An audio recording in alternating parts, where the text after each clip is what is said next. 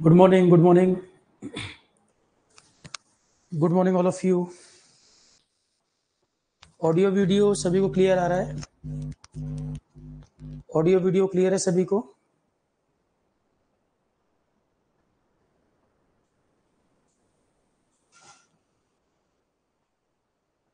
Audio video आप confirm कर दें, इको वगैरह तो नहीं आ रहा, फिर हम स्टार्ट करें क्लास।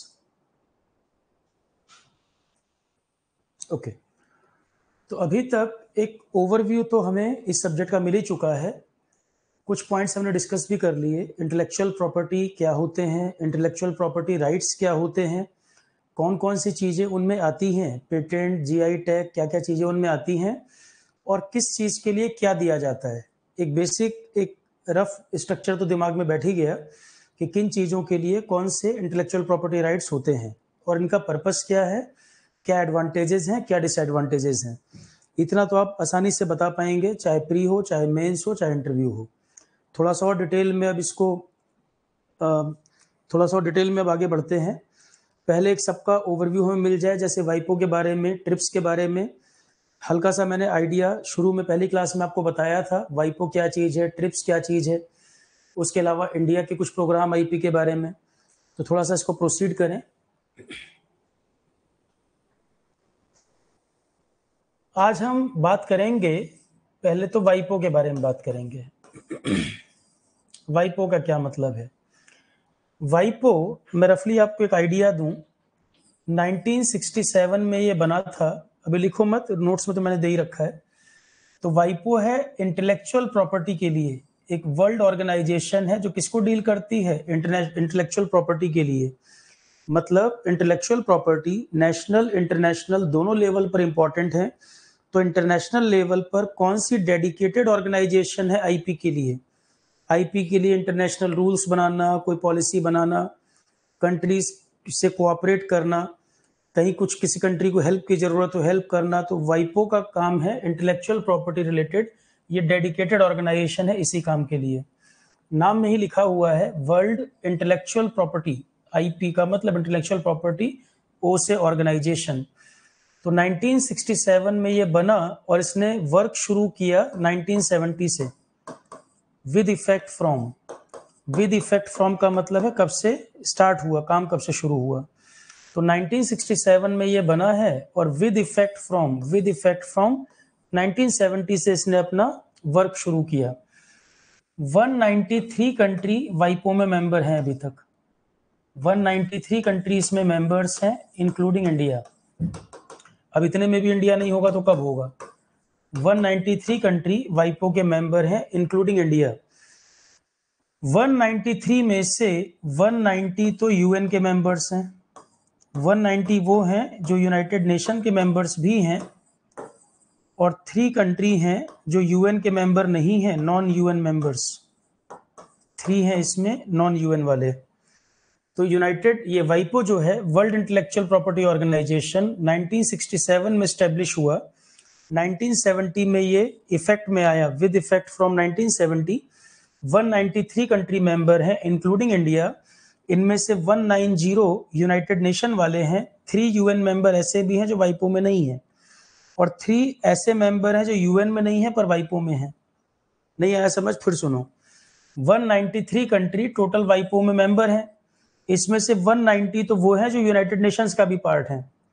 190 में ये यूएन वाले भी हैं और वाइपो में भी हैं। 3 ऐसे हैं जो यूएन में नहीं है पर वाइपो में है। तो ऐसा कोई मैंडेटरी कंडीशन नहीं है कि जो यूनाइटेड नेशन में होगा वही वाइपो में होगा, ऐसा कोई नियम नहीं है। ये नॉन यूएन वाले भी 3 कंट्री इसका पार्ट हैं। अभी मेंबर के नाम वो हम सब मैं भी बता दूंगा, पहले बस ध्यान से सुनो। तो इसका मतलब वाइपो यूनाइटेड नेशन की ही स्पेशलाइज्ड एजेंसी है।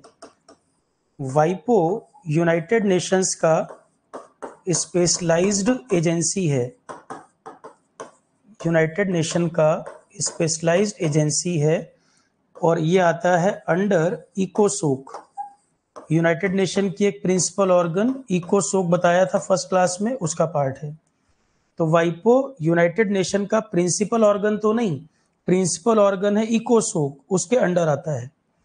तो यूएन की स्पेशलाइज्ड एजेंसी है, यूएन की स्पेशलाइज्ड एजेंसी है, जैसे यूनिसेफ, यूनेस्को, बहुत सारी हैं, UN fund for population activities, UNIDO, बहुत सारी संस्थाएं हैं यूएन में स्पेशलाइज्ड एजेंसी। तो उसमें वाइपो यूएन का स्पेशलाइज्ड एजेंसी है और यूएन के किस प्रिंसिपल ऑर्गन का पार्ट है? यूएन इकोसोक, जो हमने फर्स्ट क्लास में बात की थी। क्लियर है? काम समझ में आ रहा है? इंटेलेक्चुअल प्रॉपर्टी रिलेटेड इंटरनेशनल संस्था, इंटरनेशनल ऑर्गेनाइजेशन जो इंटेलेक्चुअल प्रॉपर्टी के इश्यू को डील करे, हेडक्वार्टर कहां पर है? हेडक्वार्टर इसका जिनेवा, हेडक्वार्टर इसका जिनेवा। और इसमें जो हेड होता है उसे कहते हैं डायरेक्टर जनरल, पोस्ट होती है। यहाँ पर जो हेड होता है वो होता है director general. Darren Tang person है सिंगापुर के, वो इस समय हेड है वाइपो के। डायरेक्टर जनरल है डैरेन टैंग। डैरेन टैंग कहाँ के हैं? सिंगापुर के हैं। तो वाइपो इंटरनेशनल ऑर्गेनाइजेशन इंटेलेक्चुअल प्रॉपर्टी के इशू को डील करने के लिए, इंटेलेक्चुअल प्रॉपर्टी के लिए कोई इंटरनेशनल लॉ बनाना हो, किसी कंट्री को सपोर्ट करना हो, कोई मामला एड्रेस करना हो आईपी रिलेटेड, वो सब ये देखेगा। इंटरनेशनल संस्था इंटेलेक्चुअल प्रॉपर्टी के लिए। पॉइंट समझ आया? डायरेक्टर जनरल कौन है वाइपो के? वाइपो के डायरेक्टर जनरल हैं डैरेन टैंग। कहाँ के हैं? सिंगापुर के।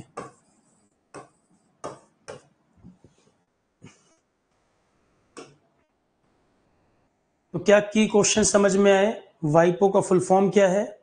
हेडक्वार्टर कहां पर है? कब बना?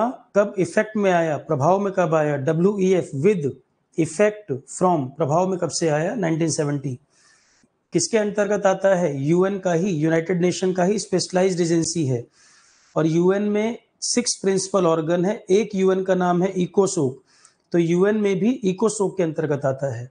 वाइपो के हेड इस समय director general Darren Tang Singapore के हैं। 193 कंट्री यहाँ मेंबर हैं इंक्लूडिंग इंडिया।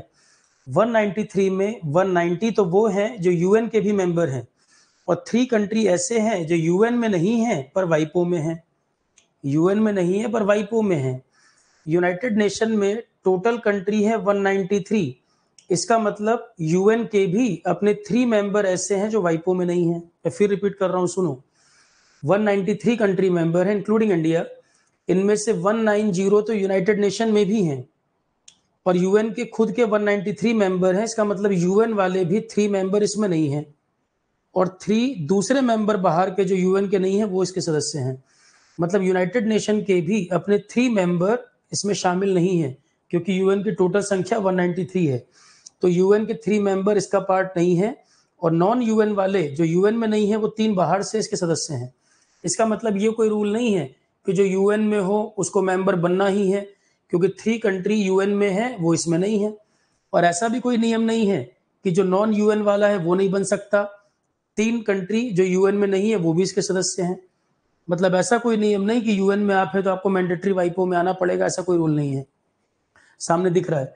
और ऐसा भी रूल नहीं है कि आप नॉन यूएन वाले हैं तो नहीं आ सकते, आप आ सकते हैं। ठीक, अब इसके बारे में एक आपको ओवरव्यू मिल गया। क्वेश्चन क्या बनता है इस पे? क्वेश्चन ये चीजें लिखी है। एक तो एग्जाम का क्वेश्चन ये है, अब इंडिया वाइपो से जुड़ा हुआ है, तो वाइपो की कई सारी ट्रीटी हैं इंटेलेक्चुअल प्रॉपर्टी के लिए। वाइपो की कई सारी ट्रीटी हैं, कई सारे एग्रीमेंट साइन हो रखे हैं। इंडिया भी किसमें है किसमें नहीं है, और वाइपो का कौन सा एग्रीमेंट किसके बारे में है, ये सब हमें डिटेल में बात करनी है। यहाँ से क्वेश्चन बनेंगे। प्री में नहीं पूछेगा तो मेंस में पूछ लेगा, क्योंकि इस पर वाइपो रिलेटेड ट्रीटीज आपका लिखा हुआ है सिलेबस में। तो इंटेलेक्चुअल प्रॉपर्टी के जो इंडिया के लॉ हैं वो भी काम के हैं, और जो इंटरनेशनल है वो भी काम के हैं।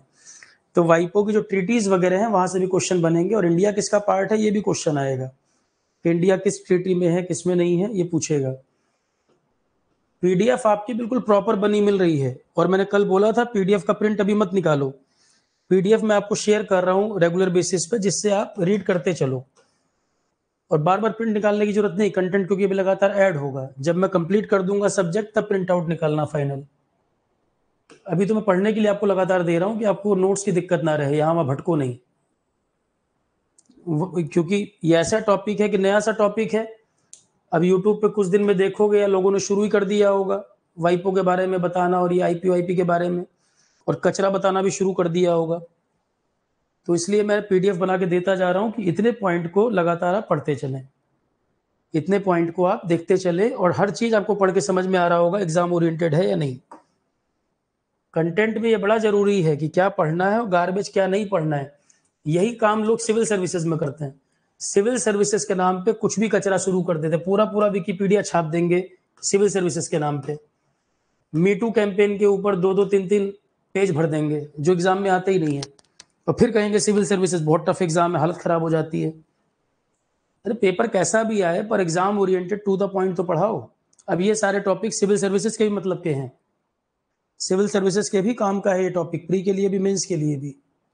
तो ये पीडीएफ हर जगह काम आ जाएगी। देखो इंटेलेक्चुअल प्रॉपर्टी, ये वाइपो, वाइपो अभी हमने जो बताया उसमें से क्या 14 जुलाई 1967 को वाइपो स्टैब्लिश हुआ, फर्स्ट पॉइंट। इफेक्ट में कब आया, प्रभाव में कब से आया, 26 अप्रैल 1970। 14 जुलाई 1967 को वाइपो स्टैब्लिश हुआ है और इफेक्ट में आया है 26 अप्रैल 1970। मतलब ऑपरेशनल कब से हुआ है। Headquarter Geneva, Geneva Switzerland, but not capital, capital है बर्न, बताया था। तो वाइपो जेनेवा हेडक्वार्टर है स्विट्जरलैंड में।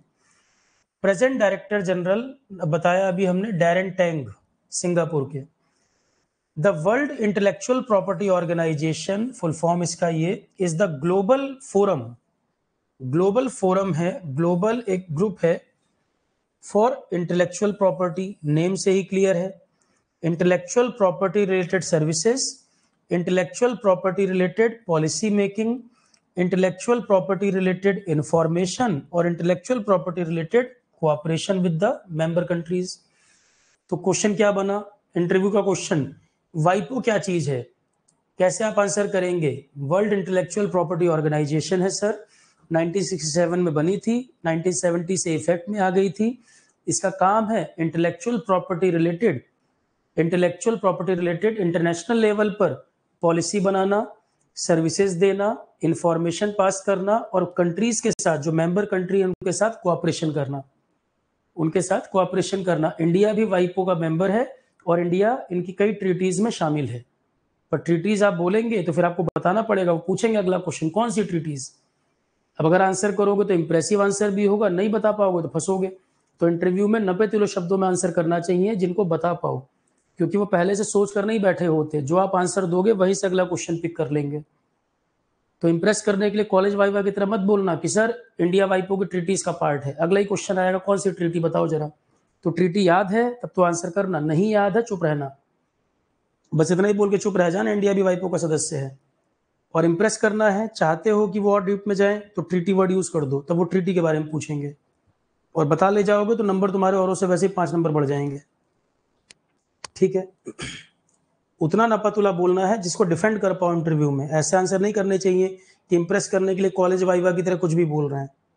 कॉलेज वाइवा याद है ना, कॉलेज वाइवा जब था तो रूम के बाहर दोस्त से पूछे थे, सुबह उठते उठते आंख मलते हुए पहुंचे, ये भी नहीं ध्यान दिया फुल पैंट पहनी है कि हाफ निक्कर पहनी है, ऊपर शर्ट पहनी, पहुंच गए वाइवा देने।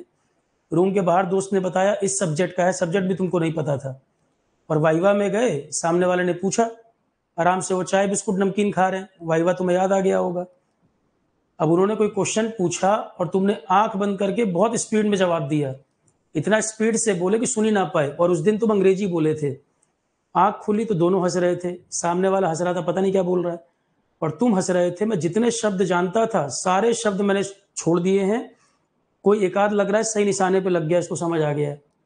और दोनों हंस रहे थे, वो सोच रहा है कि क्या बेवकूफ है कुछ भी बोल रहा है, और तुम सोच रहे हो कि मैंने जितने शब्द बोले हैं क्या पता समझ गया हो।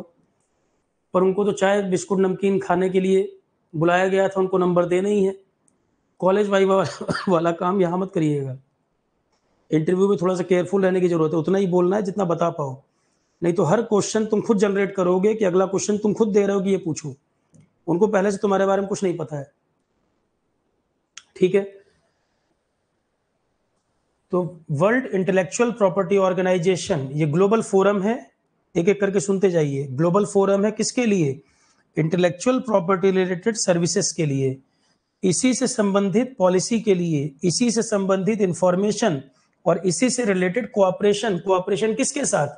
कुछ ऑर्गेनाइजेशंस के साथ कोऑपरेशन, कुछ कंट्रीज के साथ कोऑपरेशन, जहां पर भी इसकी जरूरत है उनके साथ कोऑर्डिनेट करना, कोऑपरेट करना, ताकि इंटेलेक्चुअल प्रॉपर्टी वर्ल्ड स्केल पर बढ़े, ज्यादा से ज्यादा अवेयरनेस फैले, लोगों को इसके इंपॉर्टेंस का पता हो क्योंकि इंटेलेक्चुअल प्रॉपर्टी ट्रेड रिलेटेड चीज भी है, ट्रेड को भी अफेक्ट करता है। हमने समझ लिया था इंटेलेक्चुअल प्रॉपर्टी ट्रेड को अफेक्ट कैसे कर रहा है।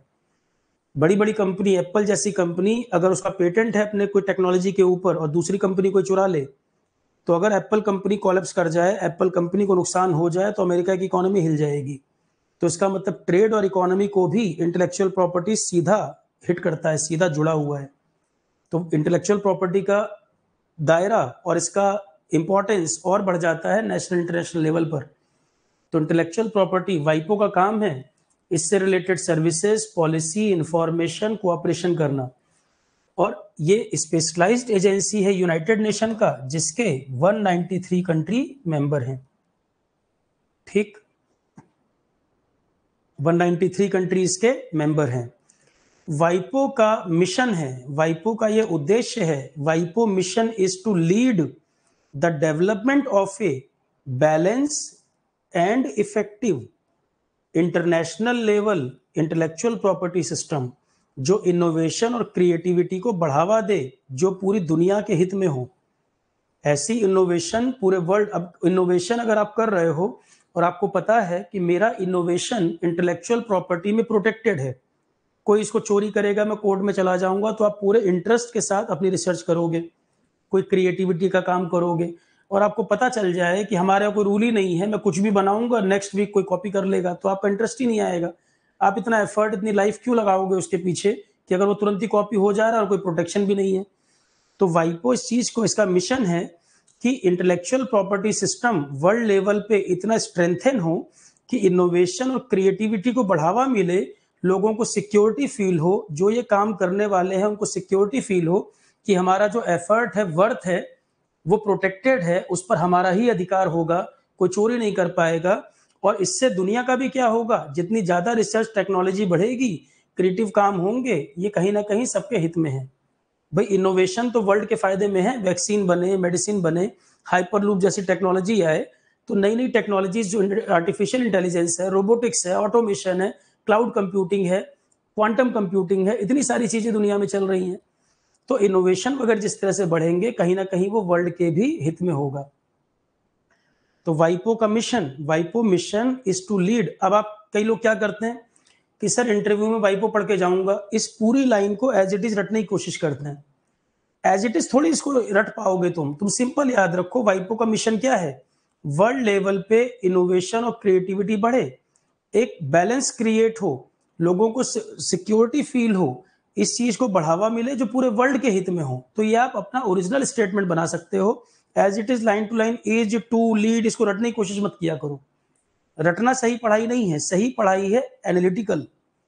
सिविल सर्विसेज में लोग यही गलती करते हैं, उन्हें कहा जाता है एनसीईआरटी बुक पढ़ो, वो रीडिंग करेंगे, रीडिंग करके रटने की कोशिश करते हैं। रटना नहीं है, एनालाइज करना है, समझना है कि ये पूरा पढ़ने के बाद की पॉइंट तुम्हारे दिमाग में वाइपो को लेकर क्या आ रहा है। और जब टॉपिक पढ़ो, जैसे मान लो मैंने क्लास खत्म की, तो जब मैंने क्लास खत्म की, आप लाइट बंद करके 10 मिनट्स के लिए बैठ जाओ, सिर्फ रिकॉल करो कि सर ने क्या बोला है, कम से कम हेडिंग तो याद आएगी। नया टॉपिक है, जीएस को याद करने का तरीका ये होता है। जीएस को याद करने का, इवन किसी भी टॉपिक को याद करने का बेस्ट तरीका है विजुलाइज करना। जब भी आप कुछ पढ़ें, आप कुछ दिन के लिए प्रैक्टिस में लाओ, 10 मिनट्स के लिए लाइट बंद करके सिर्फ कंसेंट्रेट करो टीचर ने क्या पढ़ाया है, वो अपना साइलेंट मेमोरी में स्टोर होता चला जाता है। तो जब एग्जाम में आंख बंद करके रिकॉल करते हो, तो आपका ब्रेन रिप्लाई करता है कि देखो तुमने स्टोर किया था सी ड्राइव, डी ड्राइव में, ये आंसर है। सिर्फ रीड करते जाओगे, रटते जाओगे, कुछ नहीं बात बनेगी।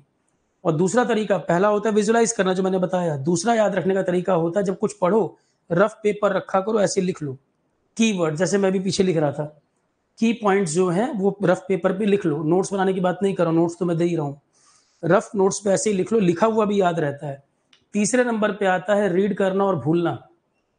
पहला विजुलाइज करना, दूसरा लिखना, तीसरा होता है रटना और भूलना। विजुलाइज किया हुआ 70% से ऊपर याद रहता है, 70-80% तक, साइंटिफिकली प्रूव्ड है ये। और जिनको याद रखने में दिक्कत होती है 1 वीक फॉलो करके देख लो कोई सब्जेक्ट, ये आपकी शिकायत दूर हो जाएगी। याद नहीं कर पाता हूँ, क्यों बता रहा हूँ, इतने साल से पढ़ रहे हो, कई लोगों को पढ़ने का तरीका ही नहीं पता है कि चीजें याद कैसे हो। रट थोड़ी पाओगे इतना डाटा, आप समझना है, एनालाइज करना है। सिविल सर्विसेज का पेपर आजकल एनालिसिस पर ही आता है, एनालिटिकल की, जो पढ़े हो वो समझे हो कि नहीं। अब देखो, तो वाइपो इज द ग्लोबल फोरम, किसके लिए, IP services, IP policy, IP information and IP cooperation. UN की ही एक स्पेशलाइज एजेंसी है, 193 कंट्री मेंबर हैं। वाइपो का मिशन है एक बैलेंस और effective international IP system, strong एक आईपी सिस्टम डेवलप किया जाए जिससे इनोवेशन और क्रिएटिविटी पूरी दुनिया में बढ़े, जिससे लोगों के बेनिफिट में काम हो, लोगों के वेलफेयर के लिए काम हो। वाइपो का मैंडेट, वाइपो का जो वर्क है, वाइपो का जो वर्क है, वाइपो का जो ऑफिस का काम है, गवर्निंग बॉडीज हैं वाइपो को चला रही हैं। वाइपो के जो प्रोसीजर्स वगैरह हैं ये कब बने, वाइपो जब स्टैब्लिश हुआ था 1967 में, तब ये चीजें डिसाइड हो गई। वाइपो का क्या काम होगा, वाइपो को चलाने वाली बॉडी कौन सी होंगी, क्या क्या पोस्ट होंगी, कौन से डिपार्टमेंट होंगे और क्या प्रोसीजर होगा चलाने का, ये सब वाइपो जब बना है 1967 में तभी डिसाइड हो गया था। और वर्ल्ड इंटेलेक्चुअल प्रॉपर्टी ऑर्गेनाइजेशन वाइपो, हालांकि ये बना तो 1967 में है, वाइपो बना है 1967 में, पर ऐसा नहीं है कि इंटेलेक्चुअल प्रॉपर्टी की बात ही पहली बार 1967 में आई हो। ये वर्ड मान लो बाद में आया, पर इससे जुड़ी हुई चीजें पहले से भी चल रही थी, जैसे कि है बर्न कन्वेंशन। एक कन्वेंशन है बर्न कन्वेंशन, जो कि लिटरेरी और आर्टिस्टिक वर्क, मतलब कॉपीराइट जैसी चीज, 1886 का रूल है ये। बर्न कन्वेंशन, कन्वेंशन का मतलब एग्रीमेंट, कुछ देशों के बीच बर्न कन्वेंशन पहले से साइन थी। क्या चीज के लिए थी, बर्न स्विट्जरलैंड का एक सिटी, कैपिटल है उसकी, स्विट्जरलैंड की कैपिटल है बर्न। तो burn convention for the protection of literary and artistic work, ये पहले से बनी हुई है। इसके अलावा पेरिस कन्वेंशन है for the protection of industrial property, इतनी पुरानी कन्वेंशंस ऑलरेडी हैं। तो वाइपो जब बना था तो वाइपो को बनाने में जो पुरानी कन्वेंशंस वगैरह थी उनको भी रेफरेंस लिया गया था, उनसे उनको भी ध्यान रखा गया था, ये लिखा है। इसका मतलब ये नहीं है कि वाइपो बना बाद में है और वाइपो इनसे जुड़ पहले गया, ये मतलब नहीं है। इसका मतलब ये है वर्ल्ड इंटेलेक्चुअल प्रॉपर्टी ऑर्गेनाइजेशन जब बनी है तो इसने इंटेलेक्चुअल प्रॉपर्टी वगैरह की जो बात है रिकॉग्नाइज जो करना शुरू किया, जो ऑलरेडी एग्जिस्टिंग कन्वेंशंस बनी हुई थी उनसे भी रेफरेंस लिया गया, मतलब ये है इस बात का। The World Intellectual Property Organization first recognized the importance of IPR, intellectual property right का जो इंपॉर्टेंस, बहुत पुरानी कन्वेंशन, बर्न कन्वेंशन और पेरिस कन्वेंशन, क्योंकि इन कन्वेंशन में भले उस समय इंटेलेक्चुअल प्रॉपर्टी वर्ड यूज ना किया हो, पर इस कन्वेंशन में जिन चीजों की बात की गई है आज की डेट में वो इंटेलेक्चुअल प्रॉपर्टी का ही हिस्सा है। तो the world intellectual property organisation first recognise the importance of IPR during the Berne convention for the protection of literary and artistic work और Paris convention for the protection of industrial property. तो 2 question आपको और दिख रहे हैं, हालांकि burn और Paris हमें और पढ़ना है आगे, पर बर्न कन्वेंशन किसके बारे में है ये क्वेश्चन है। ऐसे आएगा objective, burn convention deals with patent, copyright, इस तरह से लिखेगा। तो यहाँ कॉपीराइट संबंधित ही बात है, protection of literary and artistic work, आज के समय में जो कॉपीराइट में आप कवर करते हो। तो बर्न कन्वेंशन डील्स विद, यही लाइन आएगी, एज इट इज लाइन पूछेगा, protection of literary and artistic work. Paris convention आएगा तो Paris convention deals with protection of industrial property, protection of industrial property. Clear है?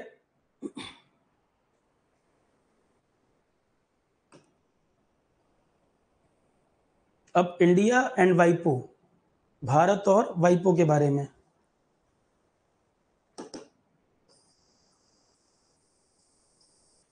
India वाइपो से किस तरह से जुड़ा हुआ है।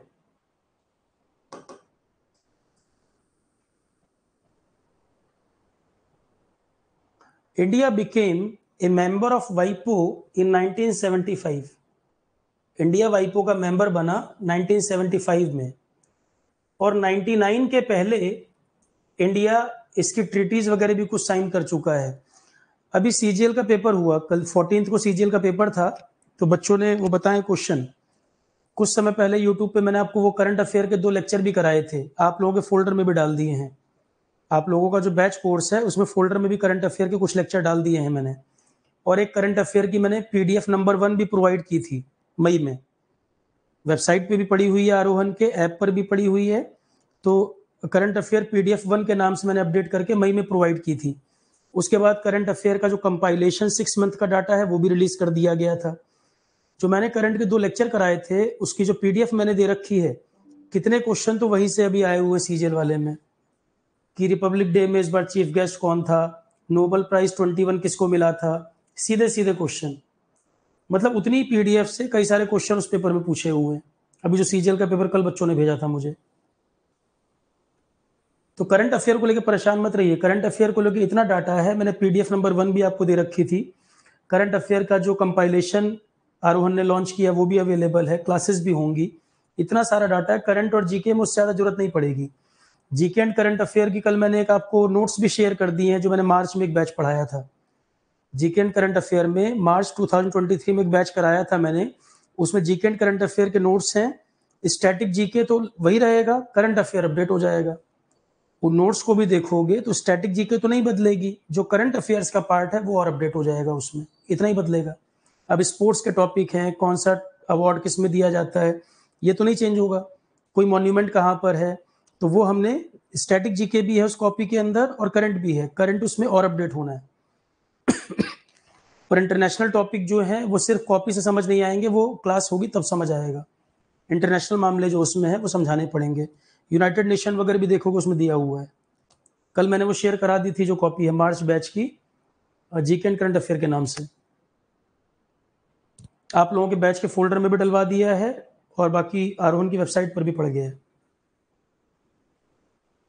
अगला पॉइंट, तो इंडिया वाइपो से 1975 में जुड़ा है, 1975 में जुड़ा है, और 99 के पहले इंडिया कुछ ट्रीटीज साइन कर चुका है।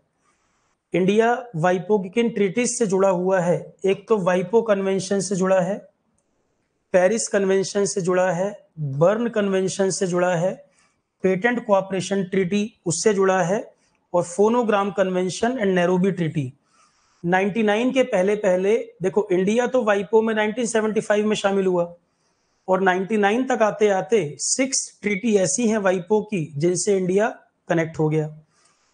2019 तक आते आते 3 और ट्रीटी हैं जिससे इंडिया जुड़ गया है, नाइस एग्रीमेंट, वियना एग्रीमेंट और लोकर्नो एग्रीमेंट।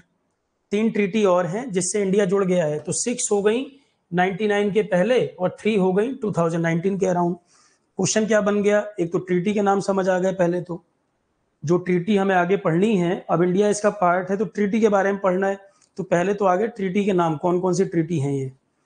तो इंडिया 1975 में वाइपो से जुड़ा है, और 99 के पहले तक आते आते इंडिया 6 ट्रीटीज वाइपो की उनसे जुड़ गया। वाइपो कन्वेंशन का पार्ट है इंडिया, पेरिस कन्वेंशन का पार्ट है इंडिया, बर्न कन्वेंशन का पार्ट है, पेटेंट कोऑपरेशन ट्रीटी का पार्ट है, फोनोग्राम कन्वेंशन का पार्ट और नैरोबी ट्रीटी का पार्ट है। अब ये बताओ, सारी ट्रीटी अगर एक ही बात कह रही होती तो अलग अलग ट्रीटी क्यों बनानी पड़ती? नाम में ही दिख रहा है, बर्न कन्वेंशन का जिक्र आया था अभी, ये लिटरेरी और आर्टिस्टिक वर्क की बात कर रहा है, मतलब कॉपीराइट रिलेटेड बात है। पेटेंट ट्रीटी अलग है, मतलब ये जितनी ट्रीटी हैं इनका ओरिएंटेशन गोल अलग अलग बात के लिए है। ये सारी ट्रीटी एक ही चीज के लिए नहीं है। इंडिया वाइपो की अलग अलग ट्रीटी से जुड़ा है क्योंकि हर ट्रीटी का गोल ओरिएंटेशन अलग अलग है। अगर सबका एक ही काम होता तो अलग अलग क्यों बनाते? कोई कॉपीराइट के लिए है, कोई पेटेंट के लिए है, कोई ट्रेडमार्क के लिए होगा, तो अलग अलग एरिया जो है आईपी के उनसे रिलेटेड है। और 2019 तक आते आते इंडिया और 3 ट्रीटीज से जुड़ गया, क्योंकि समय के साथ साथ वाइपो और भी नई नई ट्रीटी साइन कर रहा है और भी नए नए रूल बना रहा है। तो समय के साथ जैसे जैसे टेक्नोलॉजी बढ़ रही है, नए नए पॉइंट्स आ रहे हैं, मान लो साइबर सिक्योरिटी एक मुद्दा आ गया या डाटा प्राइवेसी का आ गया, तो नई नई ट्रीटी जो आएंगी इंडिया समय के साथ उनसे भी जुड़ता जाएगा, जो हमारे मतलब के हैं उनको हम साइन करते जाएंगे। तो जैसे जैसे टाइम एडवांस होता जाएगा, समय बढ़ता जाएगा, नए नए चैलेंजेस आते जाएंगे, आईपी में और चीजें ऐड होंगी, तो वाइपो आगे चल रहा है, इंटरनेशनल लेवल पे काम कर रहा है। तो इंडिया के जो मतलब के हैं, इंडिया उससे एसोसिएट होता जाएगा। तो इन 2019 इंडिया ने 3 और वाइपो ट्रीटी साइन की थी, Nice agreement, Vienna agreement, Locarno agreement. क्या पर्पस था? देखो लिखा है ना, design to ease the search for trademark and industrial design. जो मैंने आपको कहा, अलग अलग ट्रीटी का ओरिएंटेशन अलग अलग है।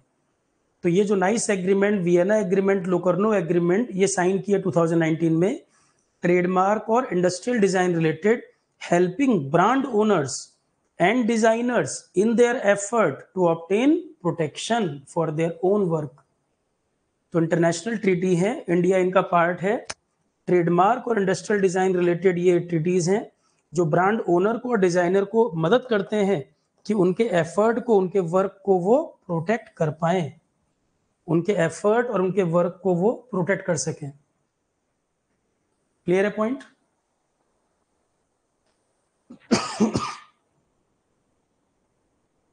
तो नाइस एग्रीमेंट, वियना, लोकर्नो, एक आइडिया लग गया। इंडिया वाइपो में इन ट्रीटीज का हिस्सा है, इंडिया वाइपो में इन ट्रीटीज से एसोसिएटेड है। नेक्स्ट पॉइंट, वाइपो में 193 मेंबर हैं, जिसमें 190 तो यूएन के हैं और 3 ऐसे हैं जो यूएन के नहीं हैं। उन 3 में है कुक आइलैंड, एक है होली सी और एक है न्यू भी एक आइलैंड कंट्री है। तो 193 कंट्री मेंबर है, जिसमें 190 तो यूएन के हैं, कुक आइलैंड मेंबर है, होली सी मेंबर है और न्यू मेंबर है। फिलिस्तीन का इजराइल के साथ डिस्प्यूट है और इजराइल अमेरिका का पपेट है, अमेरिका का चेला है। फिलिस्तीन और इजराइल का डिस्प्यूट है ना, फिलिस्तीन इजराइल 2 स्टेट कन्फ्लिक्ट की जो थ्योरी है, 2 स्टेट कन्फ्लिक्ट, फिलिस्तीन इजराइल। तो फिलिस्तीन और Israel anti party, Israel America का पपेट। इजराइल कैसे बना था, 6 डे वॉर क्या थी, आसपास के देशों से दुश्मनी। अभी हाल फिलहाल में इजराइल पीस अकॉर्ड साइन कर रहा है, यूएई, बहरीन वगैरह के साथ उसने पीस ट्रीटी कर ली है। तो बहुत कट्टर दुश्मन भी जो हुआ करते थे, अब धीरे धीरे दोस्त बन रहे हैं। ये पूरी इजराइल की कहानी वो करंट अफेयर में हम बात करेंगे, ठीक है? करंट अफेयर पढ़ाऊंगा तो याद दिला देना, इजराइल की कहानी बता दूंगा वहीं पर। तो कुक आइलैंड, होली सी, न्यू, ये 190 तो यूएन के हैं, 3 कंट्री ये हैं। ऑब्जर्वर स्टेटस जो होता है उसका मतलब फुल मेंबर नहीं होता। फुल मेंबर जब हम बात करते हैं, जैसे हम 193 मेंबर की बात कर रहे हैं, ये फुल मेंबर हैं, तो 190 यूएन वाले और 3 ये हैं। एक ऑब्जर्वर स्टेटस भी होता है, पर ऑब्जर्वर का मतलब फुल मेंबर नहीं होता, रिस्ट्रिक्टेड एक्सेस होता है उसको, फुल मेंबर नहीं होता। क्योंकि अगर फिलिस्तीन को फुल मेंबर बना दोगे तो इजराइल नाराज होगा, इजराइल नाराज होगा तो अमेरिका नाराज होगा। अमेरिका यूनाइटेड नेशन में सबसे ज्यादा फंडिंग कर रहा है, अमेरिका नाराज हो जाएगा। अमेरिका ने फिलिस्तीन के चक्कर में यूएन की एक संस्था यूनेस्को को छोड़ दिया था, अब दोबारा से रीज्वाइन करने को है। ट्रंप जब था पावर में तो ट्रंप बड़ा कट्टरवादी सोच के थे। ट्रंप जैसे पेरिस एग्रीमेंट था एनवायरनमेंट के लिए, उससे बाहर हो गए थे। यूनेस्को एक ऑर्गेनाइजेशन है, उसको एग्जिट कर दिया था यूएस ने, इजराइल ने भी। फिलिस्तीन को क्योंकि यूनेस्को ने मेंबरशिप दी थी, तो यूएस का बाहर होना, अमेरिका के बाहर होने का मतलब है वो इतनी ज्यादा फंडिंग करता है। अब यूनाइटेड नेशन की उतनी फंडिंग रुक जाती। तो अगर फुल टाइम मेंबर अगर फिलिस्तीन को बनाओगे तो बहुत बड़ा मुद्दा बन जाएगा। इन ऑब्जर्वर बनाना भी एक इशू है। तो फिलिस्तीन जो ऑब्जर्वर है, फुल टाइम मेंबर नहीं है, अगर ये बनेगा तो आप देखोगे अमेरिका बौखला जाएगा, क्योंकि इजराइल और ये एंटी। ओनली नॉन मेंबर, और कौन कौन वो हैं जो यूएन में नहीं है पर यहाँ मेंबर हैं? यूएन में नहीं है, सॉरी, ये तो एक मिनट, ये 3 जो हैं ये मेंबर नहीं है यूएन के और ये वाइपो में है। टोटल 193 मेंबर हैं वाइपो में, 190 यूएन वाले हैं, 3 वो हैं जो यूएन में नहीं है पर मेंबर है, कुक आइलैंड, होली सी और न्यू। फिलिस्तीन ऑब्जर्वर स्टेटस रखता है। मेंबरशिप का क्राइटेरिया वगैरह क्या होता है, जीके में जब यूनाइटेड नेशन आएगा पूरा डिटेल में बताएंगे इसके बारे में, कैसे मेंबर बनते हैं। और कौन से कंट्री हैं जो यूनाइटेड नेशन के मेंबर तो हैं पर वो वाइपो में नहीं है, यूएन के मेंबर हैं पर वाइपो में नहीं है। साउथ सूडान यूएन में है पर वाइपो में नहीं है। पलाऊ एक कंट्री है, पलाऊ भी यूएन में है, वाइपो में नहीं है। माइक्रोनेशिया, न्यूजीलैंड के पास देखोगे माइक्रोनेशिया, माइक्रोनेशिया यूएन में है, वाइपो में नहीं है। तो ये 3 कंट्री ऐसे हैं, ये 3 कंट्री ऐसे हैं जो यूनाइटेड नेशन का पार्ट है पर वाइपो में नहीं है। तो कौन यूएन में है वाइपो में नहीं है, और कौन यूएन में नहीं है वाइपो में है, ये दोनों एग्जांपल लिख दिए। 1974 में वाइपो यूनाइटेड नेशन से जुड़ा था, बंद तो गया था 1967 में, प्रभाव में आ गया था 1970 में, पर ये यूएन की स्पेशलाइज्ड एजेंसी बना था किस ईयर में? 1974 में। वाइपो और यूएन के बीच एग्रीमेंट साइन हुआ था और वाइपो यूएन का ही स्पेशलाइज्ड एजेंसी हो गया था। वाइपो समझ आ गया क्या चीज है वाइपो?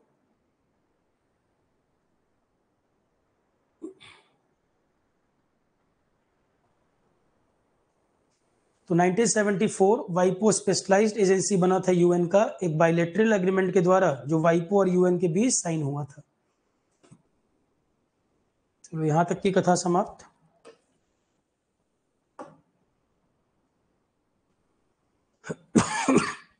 एक पॉइंट आपको बता दूं जरा मैं, आपका जो बैच है ये पेटेंट वाला, क्या क्या चीजें इसमें चल रही हैं। तो आपका जो बैच कोर्स है, अभी आपका टॉपिक चल रहा है आईपी वाला। 20 तक कोशिश है कि हम कंप्लीट कर लेंगे इसको। आज 15 हो गई, कल ऑफ है, संडे को आपकी क्लास नहीं रहेगी। 2021 तक हमारी कोशिश है हम इसको कर लेंगे, डिटेल में अच्छे से पढ़ के हो जाएगा। इसके बाद लाइफ साइंस आपका ऑलरेडी चल रहा है, लाइफ साइंस चल रहा है। 6:30 PM लाइव क्लास होती है, जो क्लासें हो चुकी हैं ऑलरेडी रिकॉर्डिंग में अवेलेबल करा दिया है। 1 ईयर के लिए कोर्स का एक्सेस दे रखा है, कितनी मर्जी बार देख सकते हो। तीसरा आपका चल रहा है क्वांटिटेटिव एप्टीट्यूड, वीक में 3 डेज हो रहा है, वीक में 3 डेज हो रहा है 8:30 PM पर। तो आईपी आपका कंप्लीट हो जाएगा जल्दी ही, नेक्स्ट वीक कंप्लीट हो जाएगा। लाइफ साइंस भी 20 तक कंप्लीट हो जाएगा, 2021 तक, मतलब ये दोनों पैरेलली कंप्लीट हो जाएंगे। एफटी आपका वीक में 3 डेज चल रहा है, उसमें भी 11-12 लेक्चर हो चुके हैं एफटी में। अब आप टेस्ट सीरीज दे सकते हैं, और टेस्ट सीरीज जरूरी है कि जैसे आईपी वगैरह टॉपिक पढ़ रहे हो, लाइफ साइंस हो जा रहा है, क्वांट एफटी वगैरह पढ़ रहे हो, रीजनिंग वगैरह अपने से भी किए होगे, टेस्ट मैं शुरू करवा दे रहा हूँ 22 तारीख से। जो मैंने अनाउंस किया था वो स्टार्ट कर रहा हूँ। कल आपकी क्लास आईपी की नहीं है, कल मैं टेस्ट के क्वेश्चन वगैरह आपके रेडी कर दूंगा। और टेस्ट सीरीज का जो प्लान है मेरा यही है कि साथ साथ, क्योंकि टाइम आप कह रहे हो बहुत नहीं मिल रहा सर, तो प्रैक्टिस अभी से कर लो, और टेस्ट के कुछ क्वेश्चन सीधे सीधे एग्जाम में फंस भी जाएं। जीएस में तो उम्मीद है कि कुछ आपको दिख जाए आईपी वाईपी के। 22, 23, उसके बाद 29, 30, हर सैटरडे संडे काउंट कर लो, ये आपका टेस्ट होना है 20-22 अगस्त तक। 10 टेस्ट होने हैं सीधे सीधे, 10 फुल लेंथ टेस्ट कि जो पढ़ रहे हो अप्लाई भी कर पा रहे हो कि नहीं, जो पढ़ रहे हो वो अप्लाई भी हो रहा है कि नहीं हो रहा। टेस्ट प्रैक्टिस बहुत जरूरी है, क्योंकि आपका 20 अगस्त तक आते आते हम 10 टेस्ट कम से कम फुल लेंथ करा देंगे, जिससे बिल्कुल कंफर्टेबल हो जाओ। सिलेबस आपका लिमिटेड है, सिलेबस आपका क्या, GK and current affair. 10 test में आपके अच्छे खासे क्वेश्चन हो जाएंगे, 300-400 क्वेश्चन हो जाएंगे भाई। GK and current affair 30 question आ रहे हैं, और 10 टेस्ट होंगे तो 300 क्वेश्चन तो आपके ये हो जाएंगे। जनरल साइंस 30 क्वेश्चन आ रहे हैं, 300 आपके जनरल साइंस के टेस्ट में मिल जाएंगे। आईपी आपका 15 आ रहा है तो 150 क्वेश्चन आईपी के हो जाएंगे, इस तरह से। और टेस्ट सीरीज फुल लेंथ होगी, 2 आवर्स का 150 क्वेश्चन। बैच कोर्स में टेस्ट सीरीज ऑलरेडी इंक्लूड है, और अलग से भी ओपन कर दिया है मैंने। बैच कोर्स में तो टेस्ट सीरीज है ही, और अलग से भी ओपन कर दिया है, कोई केवल टेस्ट सीरीज देना चाहे वो भी कर सकता है। 22 तारीख से पर स्टार्ट करना जरूरी है, क्योंकि कम से कम 10 टेस्ट में कराना चाह रहा हूँ फुल लेंथ, जिससे पता चल जाए, साथ साथ इवेल्युएट कर पाओ तैयारी कैसी है। क्लियर है? और लाइफ साइंस खत्म हो जाएगा 20-21 तारीख के आसपास, फिर मैं शुरू कर दूंगा इसमें जनरल साइंस। जनरल साइंस मतलब जनरल साइंस में 3 पार्ट हैं, लाइफ साइंस, फिजिक्स, केमिस्ट्री। तो लाइफ साइंस खत्म होने वाला है, फिजिक्स केमिस्ट्री शुरू हो जाएगा इसके बाद।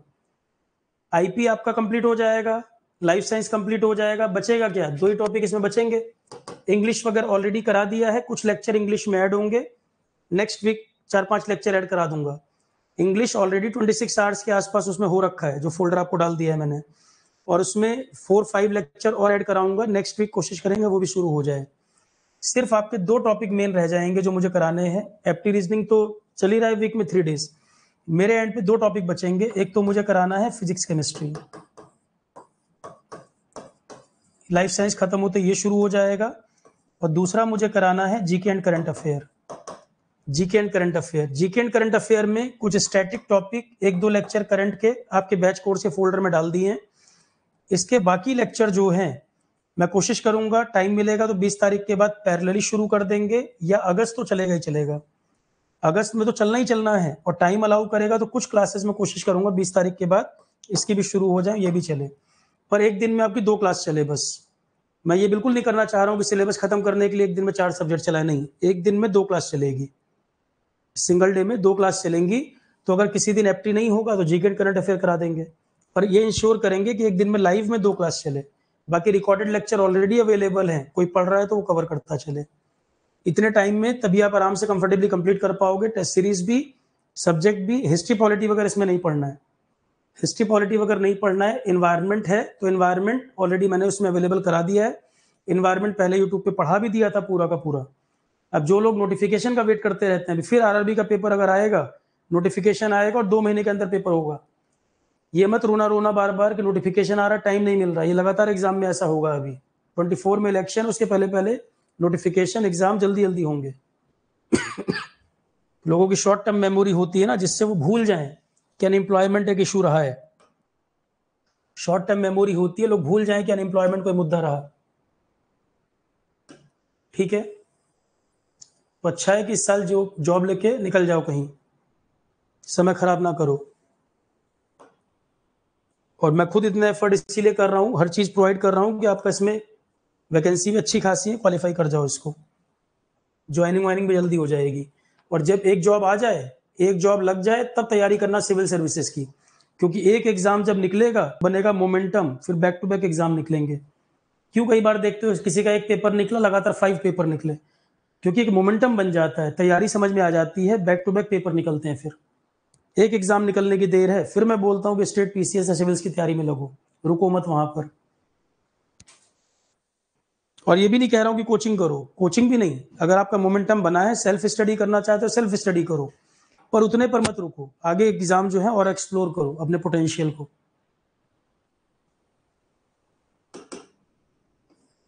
और जो बहुत हुआ बनाए एग्जाम को, सिविल सर्विसेज तो टफ होता है कि 2 लाख रुपए फीस दोगे तभी सिलेक्ट होगे, सब बकवास बात है। आप ही जैसे लोग निकालते हैं, नॉर्मल तरीके से पेपर निकलता है। ये ज्यादा हाई फाई वाले और गार्बेज पढ़ने वाले पेपर नहीं निकाल पाते। To the point, exam oriented, क्या पढ़ना से जरूरी है, क्या नहीं पढ़ना है। 50 इंस्टीट्यूट का नोट इकट्ठा करोगे पहले ही बाहर। लिमिटेड नंबर ऑफ सोर्स को मल्टीपल बार रिवाइज करना, चाहे ये एग्जाम हो चाहे कोई एग्जाम हो, पढ़ने का सीधा थंब रूल है कंपटीशन में। लिमिटेड नंबर ऑफ सोर्स रखो, ऑथेंटिक सोर्स रखो, और जो पढ़ा रहा हो, जहां जिसकी बुक पढ़ रहे हो या जो पढ़ा रहा हो, वो ऑथेंटिक होना चाहिए। मैं अपनी बात नहीं कर रहा हूं, मेरे से पढ़ो या किसी से पढ़ो, वो ऑथेंटिक हो, ट्राई एंड टेस्टेड हो, कि लिमिटेड पढ़ो और बार बार उसको रिवाइज कर पाओ, बजाय कि 4 यूट्यूब के channel, 2 offline class, 2 online class, खिचड़ी बन गई पूरी, वो नहीं निकलता फिर एग्जाम। सेलेक्ट कर लो किससे पढ़ना है, कितना पढ़ना है, ताकि वो बिल्कुल to the point exam oriented बात रखे, गार्बेज ना पढ़ाए और आपका समय वेस्ट ना करे। यही एग्जाम निकालने का सीधा सीधा तरीका है। शॉर्टकट कुछ नहीं होता, पढ़ना तो पड़ेगा ही, पर लिमिटेड सोर्स को रखें, ऑथेंटिक सोर्स को रखें और बार बार उसको पढ़ें। टेस्ट सीरीज जरूर दें, टेस्ट सीरीज के बिना आप खुद को इवेल्युएट नहीं कर पाओगे कि 2 आवर्स में 150 क्वेश्चन कैसे बनेंगे, लेवल क्या रहेगा, स्पीड बन पा रही कि नहीं बन पा रही, इंग्लिश में दिक्कत तो नहीं आ रही। तो टेस्ट सीरीज जरूर देनी चाहिए कोई भी एग्जाम के लिए, जिससे वो प्रेशर आपको फील हो और मेन एग्जाम में आप हैंडल कर पाओ। पहली बार ही वर्ल्ड कप के मैच में किसी को उतार दिया जाए, आउट हो जाएगा, चांस है कि नहीं खेल पाएगा। तो प्रेशर हैंडल करने के लिए टेस्ट सीरीज होता है, चाहे इंजीनियरिंग सर्विसेज दो, चाहे एएस दो, चाहे पेटेंट एग्जाम दो, टेस्ट सीरीज जरूर देना। नहीं तो बार बार सिर्फ कॉपी पढ़ के सोचोगे तो टाइम मैनेजमेंट नहीं कर पाओगे पेपर में। और मैं जो टेस्ट सीरीज कराऊंगा, मैं 0.25 नेगेटिव मार्किंग कंसीडर करके करा रहा हूँ। नोटिफिकेशन में लिखा नहीं है, पर मैं मान के चल रहा हूँ कि 0.25 नेगेटिव तो रखेंगे ये। मैं नेगेटिव उसमें मान के कराऊंगा टेस्ट सीरीज में। अब देखो, इसको लेकर क्या कहीं और भी चर्चा है, इंटेलेक्चुअल प्रॉपर्टी को लेकर? जहां जहां गलती कर सकते हो, मैं बार बार रिपीट कर रहा हूं, बीच बीच में बताते जा रहा हूं मैं, फिर एग्जाम के बाद मत कहना कि सर नहीं पता था। सीजीएल का पेपर कल हुआ और करंट अफेयर के लेक्चर जो मैंने डाल दिए थे यूट्यूब पर, 2 लेक्चर कराए थे लाइव, पीडीएफ भी दे दी थी। अब कई लोग देखे ही नहीं होंगे, या देखे होंगे रिवाइज ही नहीं किए होंगे, फिर यहाँ वहां भाग रहे हैं करंट अफेयर के नाम पर। जो कराया वो देखा नहीं, पतली सी नोट से ही कितने क्वेश्चन फंस गए सीधे सीधे।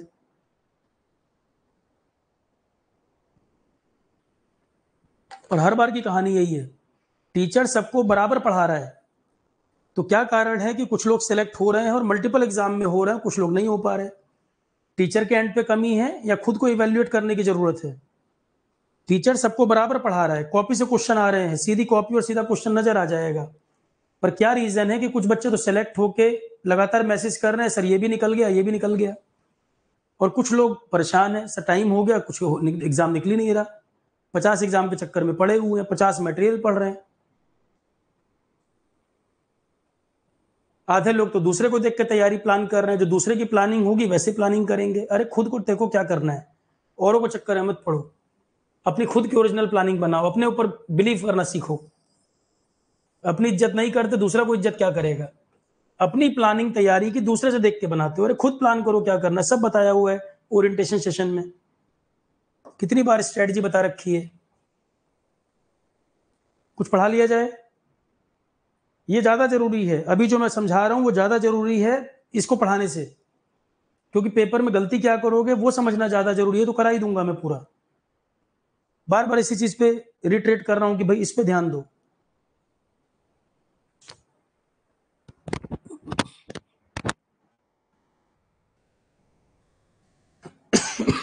कई लोग मैसेज कर रहे हैं सर पेपर जल्दी होने वाला है, तो अभी तक सो रहे थे।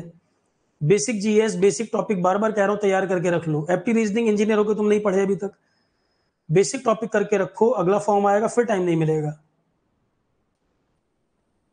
देखो, universal declaration of human rights, अब एक ये चर्चा हुई है ना, universal declaration of human rights क्या चीज है ये?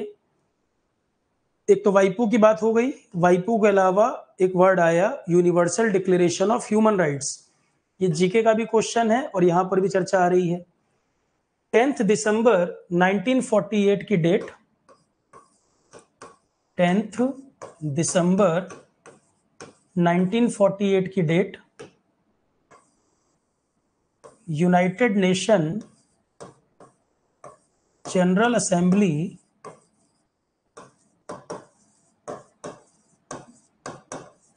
adopted Universal declaration of human Rights. Human के क्या अधिकार होने चाहिए, इंटरनेशनल लेवल पर ये एक वो document universal declaration of human rights, मानवाधिकार के लिए क्या नियम कायदे होने चाहिए पूरी दुनिया के लिए, ह्यूमन राइट्स की बात। तो 10 दिसंबर 1948 को यूएन जनरल असेंबली ने एडॉप्ट किया था universal declaration of human rights, इसलिए इस डेट को कहते हैं ह्यूमन राइट्स डे। इस डेट को बोला जाता है ह्यूमन राइट्स डे, 10 दिसंबर को। क्यों कहा जाता है? क्योंकि इसी दिन यूएन जनरल असेंबली ने एडॉप्ट किया था। यूएन जनरल असेंबली क्या, यूनाइटेड नेशन के 6 प्रिंसिपल ऑर्गन है, उसमें एक प्रिंसिपल ऑर्गन का नाम यूएन जनरल असेंबली। इन्होंने एडॉप्ट किया था universal declaration of human rights. इसमें कितने आर्टिकल लिखे हैं? इसमें 30 आर्टिकल्स लिखे हुए हैं। Universal declaration of human rights document है, इंटरनेशनल लेवल पर पूरे विश्व में मानवाधिकार के लिए ये चीजें होनी चाहिए, ये फ्रीडम लोगों को होना चाहिए। इसमें टोटल 30 आर्टिकल्स लिखे हैं। तो ह्यूमन राइट्स के जो भी पॉइंट मेंशन्ड हैं, 30 आर्टिकल्स लिखे हैं कि ह्यूमन राइट्स को रिस्पेक्ट किया जाए, उनके फ्रीडम को खत्म ना किया जाए, गलत तरीके से जेल में ना भर दिया जाए, गलत पनिशमेंट ना दी जाए। जैसे ये कई सारे कंट्रीज में पत्थर मारने की प्रक्रिया है, या तुरंत ही डेथ सेंटेंस दे देते हैं, या छोटे मोटे मामले में किलिंग हो जा रही है, तो ह्यूमन राइट्स का वायलेशन नहीं होना चाहिए।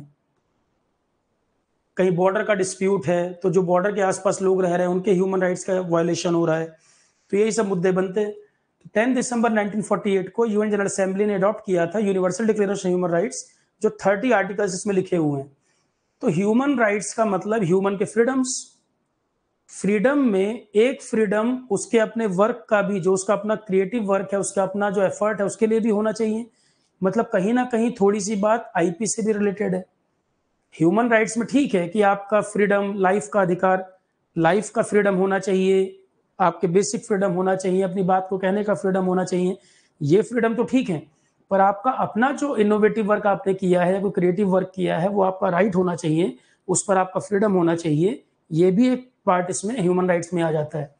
तो इसको ह्यूमन राइट्स से भी जोड़ा गया है। इंटेलेक्चुअल प्रॉपर्टी का एक डायमेंशन इससे भी कनेक्ट हो रहा है। तो universal declaration of human right 30 articles लिखे हैं। 27 नंबर आर्टिकल में आईपी से जुड़ी हुई बात आपको दिखेगी। तो आईपी जहां जहां भी आ रहा है, मैं सारा बता रहा हूं इसमें, आईपी की चर्चा कहीं पर भी है वो सारा हम बात कर रहे हैं। अब इस लाइन को पढ़ो। Article 27 universal declaration of human rights, वाइपो से अलग बात है। ये वाइपो से अलग बात है। 1948 में तो वाइपो बना भी नहीं था। तो 1948 में universal declaration of human rights, उसका आर्टिकल 27, 30 आर्टिकल है, 27 नंबर आर्टिकल में जो बात लिखी है कहीं ना कहीं वो आईपी से रिलेट हो रही है। Article sorry, universal declaration of human rights का आर्टिकल 27 कहता है ये बेनिफिट प्रोवाइड करता है किसको? क्रिएटर को, ऑथर को, इन्वेंटर को, बाय सेफ गार्डिंग, मतलब by protecting their artistic, literary और साइंटिफिक क्रिएशन। तो ये भी कहीं ना कहीं इंटेलेक्चुअल प्रॉपर्टी की बात कर रहा है। Universal declaration of human rights में भी इस बात को ध्यान रखा गया है आर्टिकल 27 के अंदर।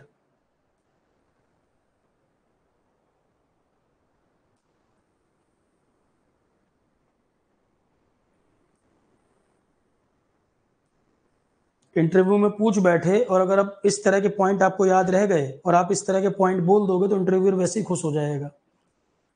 अगर आप, भाई वो तो वाइपो एक्सपेक्ट कर रहा होगा आपसे, वाइपो एक्सपेक्ट कर रहा होगा, इंडिया में कौन काम कर रहा है ये एक्सपेक्ट कर रहा होगा। अगर आप इसको ह्यूमन राइट्स वाले से भी जोड़ के बता ले गए कि वहां पर भी ह्यूमन के राइट्स की बात की गई है, ये अपनी जो क्रिएशन वगैरह उसको प्रोटेक्ट करने की बात की गई है, इतना वो एक्सपेक्ट नहीं कर रहा होगा। ये आउट ऑफ द बॉक्स जाके अगर आप ये पॉइंट बोल दोगे तो वैसे ही इंप्रेसिव हो जाएगा आंसर। ठीक है, तो इंटरव्यू की तैयारी अलग से नहीं है, आईपी का टॉपिक तो यहीं से मैं बताता चल रहा हूं आपको। Article 27 of the universal declaration of human right ये बेनिफिट प्रोवाइड करता है क्रिएटर, ऑथर, इन्वेंटर, आपके इंटरेस्ट को कैसे प्रोटेक्ट किया जाए, आपके वर्क को कैसे प्रोटेक्ट किया जाए।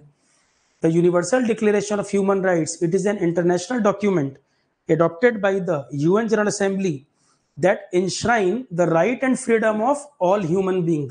1948 10 दिसंबर को पेरिस में अडॉप्ट किया गया था। 10 दिसंबर 1948 को पेरिस में अडॉप्ट किया गया था ये। इसमें 30 आर्टिकल्स लिखे हुए हैं जो ह्यूमन के बेसिक फ्रीडम और राइट्स की बात करते हैं, जो ह्यूमन के बेसिक फ्रीडम और राइट्स की बात करते हैं। ये हो गया वाइपो और universal declaration of human rights का पॉइंट। अब आते हैं ट्रिप्स के ऊपर, WTO रिलेटेड जो इशू है। एक ऑर्गेनाइजेशन WTO हमने बताया था, वो यूनाइटेड नेशन का स्पेशलाइज्ड ऑर्गन भी नहीं है, प्रिंसिपल ऑर्गन भी नहीं है, पर यूएन के साथ कोऑपरेशन करता है। अगर कोई नीड होगी तो कोऑपरेशन में वो जुड़ा हुआ है, कोऑपरेट करने का काम करता है। वो यूएन का कोई ऑफिशियल प्रिंसिपल ऑर्गन भी नहीं है, यूएन का स्पेशलाइज्ड ऑर्गन भी नहीं है, पर यूएन के साथ कोऑपरेशन में वो जुड़ा हुआ है। तो एक एग्रीमेंट ट्रिप्स 94 मर्राकेश ट्रीटी में साइन हुआ था, 95 से इफेक्ट में आया था, WTO भी बना है उस समय पर। ट्रेड में इंटेलेक्चुअल प्रॉपर्टी भी एक इंपॉर्टेंट मुद्दा है, तो ट्रेड और इंटेलेक्चुअल प्रॉपर्टी को कनेक्ट करता है ये एग्रीमेंट। ट्रेड रिलेटेड एस्पेक्ट जो है इंटेलेक्चुअल प्रॉपर्टी के, उसको जोड़ता है, मतलब एक स्टेप और आगे। क्योंकि इंटेलेक्चुअल प्रॉपर्टी, किसी कंट्री में कोई इन्वेंशन हो रही है, कोई चीज बन रही है, कोई दूसरा गड़बड़ ना कर रहा हो, तो WTO में एक एग्रीमेंट है ट्रिप्स, वो इंटेलेक्चुअल प्रॉपर्टी का जो ट्रेड एस्पेक्ट है कि उससे ट्रेड को कोई अफेक्ट ना होता हो। इंटेलेक्चुअल प्रॉपर्टी चोरी करने से अगर कहीं का कोई ट्रेड अफेक्ट हो रहा है, कोई कंपनी का बिजनेस बर्बाद हो रहा है, तो ये एक इंटरनेशनल मुद्दा है ट्रेड रिलेटेड। क्योंकि इंटेलेक्चुअल प्रॉपर्टी कई सारे इश्यूज सीधा ट्रेड से कनेक्ट होते हैं, कंट्री की इकोनॉमी से सीधा कनेक्ट होते हैं। तो WTO एक इंटरनेशनल प्लेटफॉर्म है जो वर्ल्ड ट्रेड वगैरह के डिस्प्यूट को निपटारा भी करता है। फर्स्ट क्लास में WTO का मैंने इंट्रोडक्शन दिया था आपको। वर्ल्ड ट्रेड ऑर्गेनाइजेशन एक ऐसा ग्लोबल प्लेटफॉर्म है, जेनेवा उसका हेडक्वार्टर है। 94 में मोरक्को में मर्राकेश एग्रीमेंट से बना, 95 में इफेक्ट में आया। उसके director general Ngozi Okonjo इवियाला, first women और अमेरिकन नाइजीरियन पर्सन जो उसकी हेड बनी है। WTO एक ग्लोबल प्लेटफॉर्म है कि वर्ल्ड ट्रेड को प्रमोट कैसे किया जाए। कोई कंट्री की आपस में राइवलरी भी हो, दुश्मनी भी हो, उसको अलग रखो, ट्रेड अलग रखो। तो WTO एक ग्लोबल प्लेटफॉर्म है जो वर्ल्ड ट्रेड को प्रमोट करने के लिए वहां कंट्रीज अपनी बात को रखते हैं, ट्रेड रिलेटेड नेगोशिएशन होते हैं आपस में, ट्रेड रिलेटेड अगर कोई डिस्प्यूट है वो वहां पर रिजोल्व किया जाता है। तो WTO एक ऐसा प्लेटफॉर्म वर्ल्ड लेवल पर जहां ट्रेड रिलेटेड डिस्प्यूट रिजोल्व किए जाएं, नेगोशिएशन किए जाएं, वर्ल्ड ट्रेड को बढ़ावा कैसे दिया जाए, कोई पॉलिसी बने, तो आपस में डिस्कशन फोरम समझ लो। अल्टीमेट मोटिव क्या है? प्रमोशन ऑफ ग्लोबल ट्रेड, जो पूरे दुनिया के हित में जाए। ठीक, तो WTO में ही एक एग्रीमेंट है ट्रिप्स, जो इंटेलेक्चुअल प्रॉपर्टी और ट्रेड को जोड़कर बात कर रहा है। अब देखें क्या कह रहे हैं ये। WTO यूएन का प्रिंसिपल ऑर्गन भी नहीं है, यूएन का स्पेशलाइज्ड एजेंसी भी नहीं है, पर कोऑपरेट करता है यूएन के साथ। The WTO agreement on trade related aspects of intellectual property right is the most comprehensive multilateral agreement related to intellectual property, मतलब वाइपो से अलग। वाइपो तो अपना काम कर ही रहा है इसके बारे में, WTO का ट्रिप्स एग्रीमेंट भी इंटेलेक्चुअल प्रॉपर्टी की बात करता है। तो कहां कहां पर इंटेलेक्चुअल प्रॉपर्टी की चर्चा हो रही है सब बताता चल रहा हूं मैं। तो trips, trade related aspects of intellectual property rights, the WTO agreement. WTO बहुत डिटेल में हम जीके वाले में पढ़ते हैं, वर्ल्ड बैंक, IMF, WTO, जिन्होंने पढ़ा है उन्होंने पढ़ा भी है, पहले बता रखा है मैंने डिटेल में, तो पूरा टॉपिक ये WTO। पर WTO का ट्रिप्स का जो पार्ट है वो मैं यहाँ बता रहा हूँ, इंटेलेक्चुअल प्रॉपर्टी की बात हो रही क्योंकि। The WTO agreement on trade related aspects of intellectual property right, ये मोस्ट कंप्रहेंसिव मल्टीलेटरल, मतलब कई सारी कंट्री इसमें शामिल हैं, कई सारी कंट्री शामिल हैं, इंटेलेक्चुअल प्रॉपर्टी के बारे में है। It plays a central role in facilitating trade in knowledge and creativity in resolving, देखो लिखा है ना, trade dispute over intellectual property. Trade related कोई डिस्प्यूट है इंटेलेक्चुअल प्रॉपर्टी को लेकर, अगर कोई कंफ्लिक्ट आ रहा है ट्रेड से संबंधित, WTO उसको रिजोल्व करने में हेल्प करेगा। And in assuring WTO member the latitude to achieve their domestic policy objective, it frames the intellectual property system in terms of innovation, technology transfer, and public welfare. The agreement is a legal recognition of the significance of link between IP and trade and the need for a balanced IP system. ये line ध्यान दो, IP and trade को जोड़कर बात कर रहा है। तो the WTO agreement on trade related aspects of intellectual property rights is the most comprehensive multilateral, मतलब कई देशों ने मिलकर ही साइन कर रखा है, इंटेलेक्चुअल प्रॉपर्टी के बारे में है। इसका जो की रोल है, सेंट्रल रोल है, trade facilitating trade in knowledge and creativity, trade dispute को रिजॉल्व करना, और WTO मेंबर को एश्योर करना कि जो डोमेस्टिक उनकी पॉलिसी है उसको भी वो पूरा कर पाए। It frame the IP system, innovation, technology transfer, public benefit. IP system को इस तरह से फ्रेम किया इसने, it frame the IP system, innovation, technology transfer, public benefit से जोड़ के देखता है। ट्रिप्स एग्रीमेंट का जो फोकस है वो innovation, technology transfer, public welfare, इस पर बेस्ड है मेनली, इस पर मेन फोकस है। और इसका क्या पर्पस? IP और ट्रेड को जोड़कर बात कर रहे हैं। IP जो ट्रेड को एसोसिएट हो, ट्रेड से जुड़ा हो, ट्रेड से कनेक्टेड हो। Since the WTO trips agreement 15 अप्रैल 94 में मर्राकेश में साइन हुआ था, 1 जनवरी 95 से इफेक्ट में आया। WTO का भी यही डेट है, WTO एज ऑर्गेनाइजेशन जो बनी है उसका भी डेट यही है। तो WTO का ट्रिप्स एग्रीमेंट 94 में मर्राकेश में साइन हुआ, 95 से इफेक्ट में आया। WTO भी तभी बनी है। The scale, diversity and nature of cross border commercial transaction knowledge and the way in which intellectual property is license and traded have change fundamentally. इस एग्रीमेंट के आने से इंटेलेक्चुअल प्रॉपर्टी, जैसे मान लो हम किसी कंपनी को अपना पेटेंट यूज करने के लिए कह रहे हैं कि आप ये दवा बनाओ, ठीक है, उसमें कोई डिस्प्यूट ना हो, हमारे पेटेंट पर कोई कंपनी काम कर रही है, मान लो मैं इंडिया में पेटेंट कर रखा है मैंने, और मैं किसी बाहरी कंपनी को एक्सेस कह रहा हूं कि आप इस पर प्रोडक्शन कर लो, तो अगर किसी प्रकार के डिस्प्यूट वगैरह आते हैं, कोई इशू आता है, तो ट्रिप्स के अंदर भी प्रावधान लिखे हैं। जैसे ये कह रहा है कि ट्रिप्स एग्रीमेंट ने ट्रेड संबंधित इंटेलेक्चुअल प्रॉपर्टी जहां रिलेटेड थी बात, फंडामेंटली उसको स्ट्रेंथन कर दिया, बड़ा मजबूत कर दिया। सोचने का तरीका ही बदल गया एक तरीके से। So since the WTO trips agreement, अब ये कह रहा है scale diversity and nature, scale diversity and nature fundamentally change हो गया इसके आने से। जो हमारी समझ है इंटेलेक्चुअल प्रॉपर्टी को ट्रेड से जोड़कर, उसको इसने फंडामेंटली चेंज कर दिया और स्ट्रेंथन कर दिया, इंप्रूव कर दिया।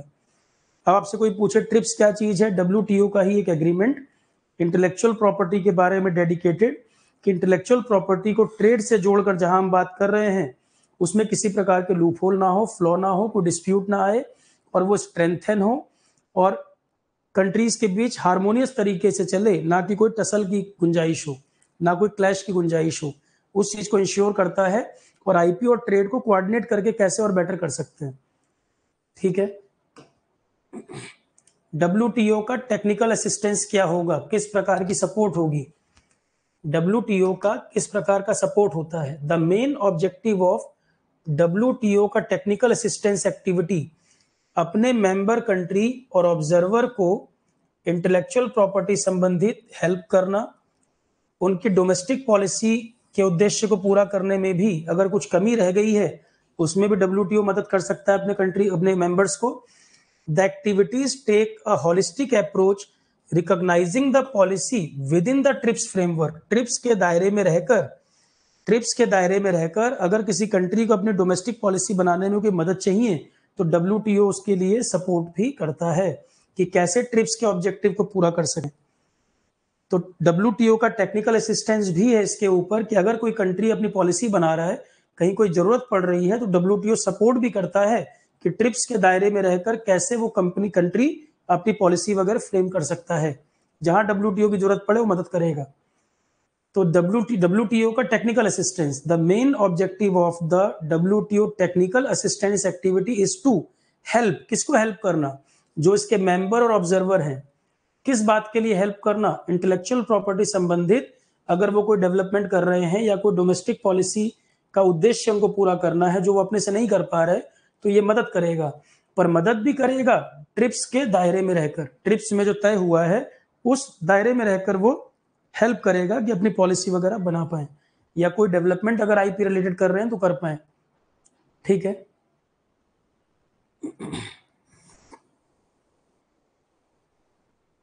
तो WTO का technical support, the main objective of the WTO technical assistance activity is to help member and observer IP related support करना ट्रिप्स के दायरे में रहकर। नेक्स्ट पॉइंट, और भी संस्थाओं के साथ कोऑपरेशन, अपने मेंबर्स के साथ तो कोऑपरेशन करता ही है, और भी वर्क है जैसे cooperation with other organization, member के साथ तो सपोर्ट करता ही है, और भी तरह के सपोर्ट जैसे WTO का सेक्रेटेरिएट मान लो one type of headquarter.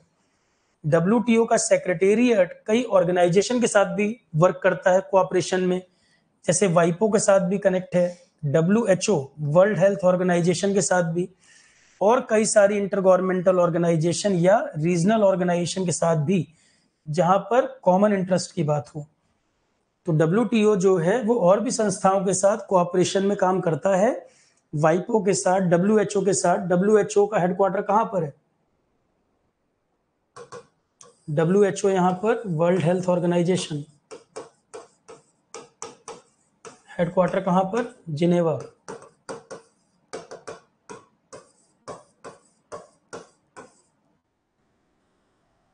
WTO help करता है वाइपो, WHO और कई सारी दूसरी ऑर्गेनाइजेशन या रीजनल ऑर्गेनाइजेशन साथ भी जो कॉमन इंटरेस्ट में काम कर रहे हैं।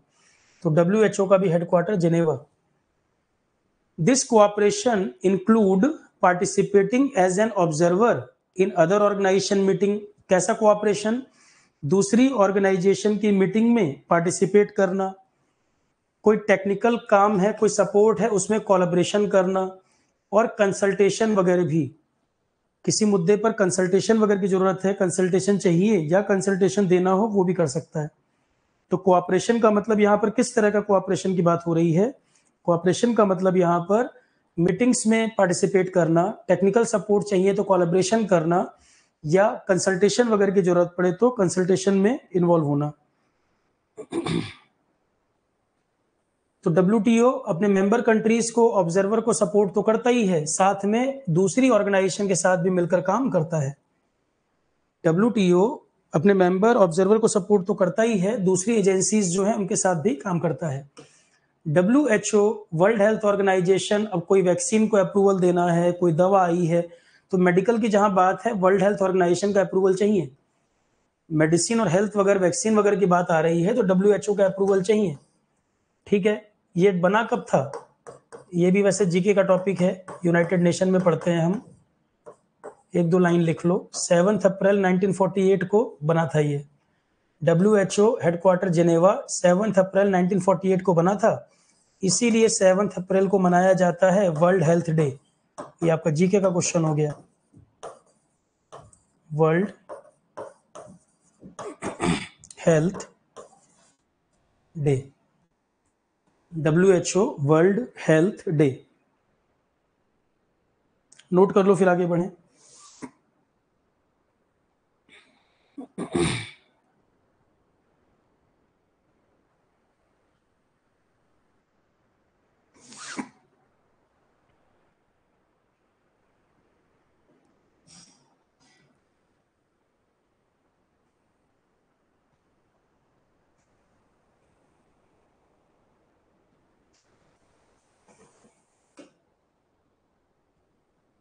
तो WHO हेडक्वार्टर नोट कर लो, जिनेवा, 7 अप्रैल को बना। 7 अप्रैल वर्ल्ड हेल्थ डे।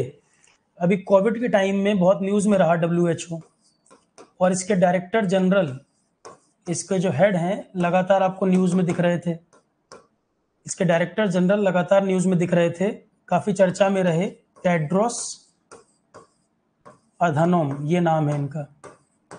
WHO के डायरेक्टर जनरल काफी न्यूज में रहे कोविड के समय में भी, और इथोपिया के हैं ये, अफ्रीकन कंट्री इथोपिया के हैं।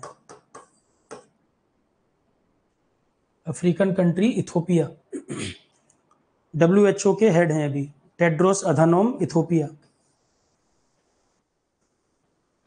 ये ऐड करना है कर लो, फिर आगे बढ़े। दायरा means ambit, limit, boundary. Within the framework, within the ambit of, within the limit of. दायरा is Hindi term of ambit.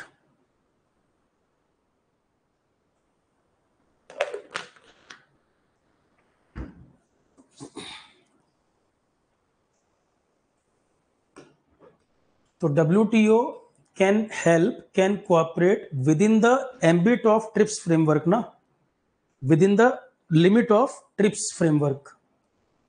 तो WTO can support countries, can support, can help member countries under the limit of, within the ambit of trips agreement. Next point, the TRIPS agreement has made way for the harmonization of Indian laws. अब India के context में, TRIPS in context of India, the TRIPS agreement has made way for the harmonization of Indian law connected with IPR. The agreement was implemented with the minimum standard for the protection of IPR, and it is time frame, a time frame bounded, time bounded.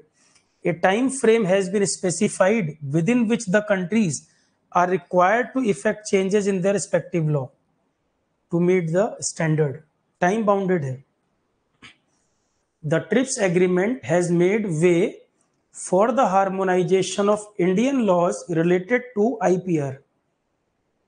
The agreement was implemented with the minimum standard for the protection of IPR. Time frame specify किया गया, mention किया गया कि जो participating countries हैं वो इतने time के अंदर अंदर अपने चीजों को पूरा कर लें, स्टैंडर्ड्स वगैरह को मीट करें।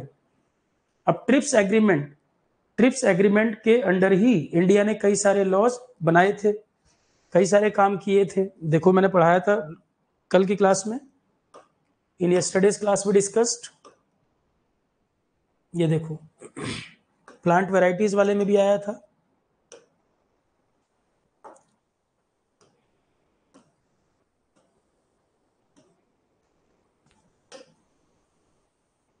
ये देखो, as part of the TRIPS agreement, plant varieties में पढ़ाया था ना कल, TRIPS agreement, India has enacted plant variety act 2001। India भी तो इससे एसोसिएटेड है, इंडिया भी तो इससे कनेक्टेड है। तो ट्रिप्स एग्रीमेंट में India has enacted the protection of plant variety and farmer act 2001, trips का पार्ट है। फिर ट्रिप्स आप यहां पर भी देख रहे हो, compliance with the TRIPS agreement, Indian governing system. तो ट्रिप्स एग्रीमेंट में जो चीजों को पूरा करना है, इंडिया ने भी कई सारे एक्ट वगैरह बना रखे हैं, मैं ये बोलना चाह रहा हूँ। ट्रिप्स के जो रूल रेगुलेशन है उनको इम्प्लीमेंट करने के लिए, उनको लागू करने के लिए इंडिया ने भी कई सारे रूल रेगुलेशन फ्रेम किए हुए हैं, ठीक है। नेक्स्ट इज इंडियाज कंटेस्ट, वाइपो, ह्यूमन राइट्स, WTO, ट्रिप्स, ये तो इंटरनेशनल लेवल की बात हुई। अभी तक जो हमने डिस्कस किया है वो सब है इंटरनेशनल लेवल के। Now national level agencies, national level agency है department for promotion of industry and internal trade, department for promotion of industry and internal trade. First class में ओवरव्यू जब मैंने दिया था बताया था इसके बारे में। तो department for promotion of industry and internal trade, DPIIT, earlier this organization was named as DIPP, 2019 में renamed as DPIIT। IT word का मतलब इंटरनल ट्रेड, IT का मतलब है internal trade. It works under ministry of commerce and industry, first class में बता दिया है। तो department for promotion of industry and internal trade, तो ये जो डिपार्टमेंट है आपका controller general of patent design trademark, it works under this department DPIIT। तो ministry of commerce and industry, इसमें मल्टीपल डिपार्टमेंट्स हैं। One of the department DPIIT, DPIIT का one of the office is controller general of patent design and trademark. Ministry of commerce and industry ये मंत्रालय है, Piyush Goyal minister हैं। Ministry of commerce and industry का department है DPIIT, और DPIIT का एक ऑफिस है CGPDTM, जो आप एग्जाम देने जा रहे हो, controller general of patent design and trademark. तो लोगो वगैरह जो है वही लोग जारी करते हैं, ट्रेडमार्क, पेटेंट, डिजाइन। देखो अब इधर DPIIT works under this ministry. Work क्या है? It is responsible for formulation and implementation of promotional and development measure for growth of our industrial sector. तो नेम में ही क्या है? Promotion of industry, promotion of industry and our internal trade. तो internal trade को boost करने के लिए we need funding. FDI is one of the source for funding और नो? तो DPIIT FDI को इनकरेज करने के लिए भी वर्क करता है। FDI is foreign direct investment.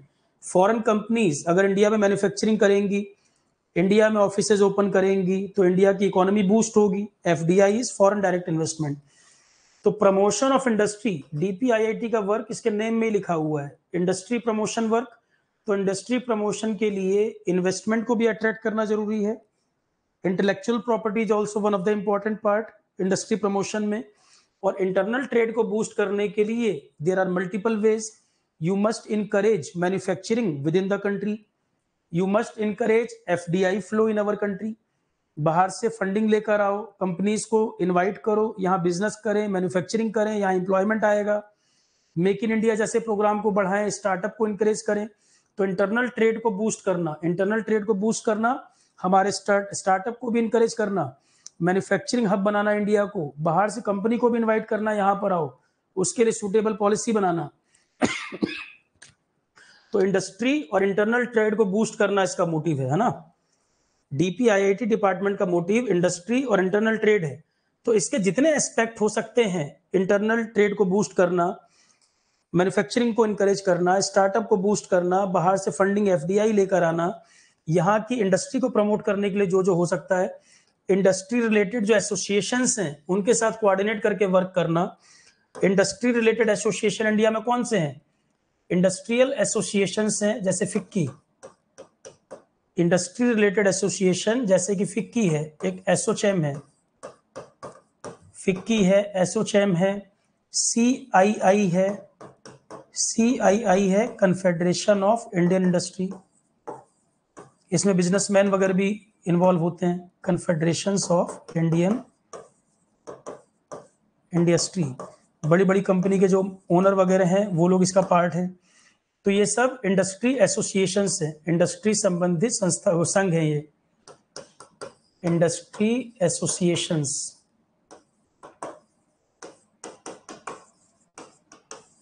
जैसे आप कह लो कि टीचर एसोसिएशन, कई सारे टीचर ने मिलकर ग्रुप बना लिया, कोचिंग एसोसिएशन बना दी कोई, वैसे ही इंडस्ट्री एसोसिएशन जो भी इंडिया के बड़े बड़े इंडस्ट्रियलिस्ट हैं वो सब इसका पार्ट है, फिक्की, एसोचैम, सीआईआई। तो ये जो इंडस्ट्री एसोसिएशंस हैं इनके साथ भी डीपीआईआईटी कोऑर्डिनेट करता है, इनको मीटिंग में बुलाता है, इनसे सजेशन लेता है, ट्रेड को कैसे बूस्ट करना है, क्या फ्लॉज हैं, कैसे फंडिंग आएगी, इन चीजों के लिए वर्क करता है, इन चीजों के लिए वर्क करता है। ये बताऊंगा मैं, फिक्की, एसोचैम, सीआईआई के बारे में बताऊंगा। पहले डीपीआईआईटी, डीपीआईआईटी हमारा गवर्नमेंट डिपार्टमेंट, ये हमारा गवर्नमेंट डिपार्टमेंट है और ये इंडस्ट्री की अपनी एसोसिएशंस हैं, इंडस्ट्री वाले जो लोग हैं उन लोगों ने मिलकर बना रखी है। जैसे कि टीचर एसोसिएशन बोल दो, जैसे कि डॉक्टर एसोसिएशन बोल दो, लॉयर एसोसिएशन बोल दो, उस तरह से ये इंडस्ट्रियलिस्ट जो लोग हैं उनकी अपनी एसोसिएशन, फिक्की, एसोचैम, सीआईआई। तो नेशनल इंटरनेशनल बड़ी बड़ी जो कॉन्फ्रेंसेज होती हैं उसमें जाते हैं ये लोग, और ये इन लोगों का डिसीजन भी बड़ा मैटर करता है, इनके जो आइडियाज बड़े मैटर करते हैं कि गवर्नमेंट अगर कोई पॉलिसी बनाती है तो इन लोगों से कंसल्ट करती है कि ऐसा ना हो कोई पॉलिसी या कोई टैक्स सिस्टम हम लेकर आ रहे हैं और वो बिजनेस को अफेक्ट कर दे, तो इन लोगों से कंसल्टेशन वगैरह भी होती है। ठीक, तो the department for promotion of industry and internal trade works under the ministry of commerce and industry and it is responsible for, किसके लिए रिस्पॉन्सिबल है, फॉर्मुलेट करना मतलब बनाना, प्लान बनाना, और इम्प्लीमेंट करना, प्लान को बनाना और उसको इम्प्लीमेंट करना। डीपीआईआईटी का एक तो ये काम है, प्लान को फॉर्मुलेट करना और फॉर्मुलेट के बाद वो इम्प्लीमेंट हो रहा है कि नहीं, क्या चीज के लिए, इंडस्ट्रियल सेक्टर को कैसे ग्रो करें, इंडस्ट्रियल सेक्टर को कैसे ग्रो करें, हमारी नेशनल प्रायोरिटीज क्या हैं, कितने ट्रिलियन डॉलर जीडीपी हमको बनना है, कैसे इकोनॉमी को ग्रो करना है, कितनी जीडीपी हमको पानी है। जीडीपी एक वर्ड आ गया, जीडीपी, ग्रॉस डोमेस्टिक प्रोडक्ट, ये हमारे लिए इकोनॉमिक इंडिकेटर है। जीडीपी जो होता है ये हमारे लिए इकोनॉमी इंडिकेटर है। अब आप कहोगे सर ये सिलेबस में है कि नहीं, आप आईपी की बात कर रहे हो, इंडस्ट्री की बात कर रहे हो, ट्रेड की बात कर रहे हो, इकोनॉमी को आइसोलेट करके आप कर लोगे ये बेसिक एक कॉमन सेंस है, एक बेसिक अंडरस्टैंडिंग है कि आप ट्रेड की बात कर रहे हो, इंटेलेक्चुअल प्रॉपर्टी की बात कर रहे हो, आप इंडस्ट्री को बढ़ाने की बात कर रहे हो, तो इकोनॉमी टर्म्स नहीं पढ़ोगे क्या? जीडीपी, बिना जीडीपी को पता ही नहीं जीडीपी क्या होती है और आप इसके बारे में चर्चा कर रहे हो, तो इकोनॉमी के ये सब टर्म्स आएंगे, ये सब पढ़ना है। जीके करंट अफेयर में जीडीपी भी पार्ट है। यहीं पर टीचर की समझ काम करती है कि वो क्या पढ़ा रहा है। GDP, GNP, per capita income, ये बेसिक चीजें आपको पता होनी चाहिए, लगातार जो न्यूज में चीजें चल रही हैं। ठीक, जीडीपी का मतलब ग्रॉस डोमेस्टिक प्रोडक्ट। पूछ बैठेगा इंटेलेक्चुअल प्रॉपर्टी कैसे ट्रेड से कनेक्ट हो रहा है बताओ, तो इतना जब समझाऊंगा तभी तो बता पाओगे। ग्रॉस डोमेस्टिक प्रोडक्ट, बहुत आसान भाषा में मैं आपसे कहूं, जीडीपी इकोनॉमी में बताऊंगा मैं इसका मतलब क्या होता है, कैसे कैलकुलेट होता है। यहां आप ये समझें, जीडीपी का मतलब है, बहुत रॉ भाषा में कहें तो हमारी औकात। जीडीपी का मतलब है हमारी औकात। क्या चर्चा रहती है कि पहले 8% जीडीपी से इंडिया ग्रो कर रहा था, India one of the fastest rising economy, Covid में हम लोग 4% के नीचे चले गए, नई गवर्नमेंट ने जीडीपी कैलकुलेशन का फार्मूला बदल दिया, नोटबंदी से 2% जीडीपी फॉल कर गई, मनमोहन सिंह ने प्रेडिक्शन दिया था जीडीपी को लेकर, मनमोहन सिंह ने जीडीपी में अच्छा काम किया था, या जीडीपी अभी प्रोजेक्शन है कि 7.2 आएगी। ये जो चर्चा सुनते रहते हो, जीडीपी जीडीपी हर जगह वर्ड, जीडीपी का मतलब हमारी औकात।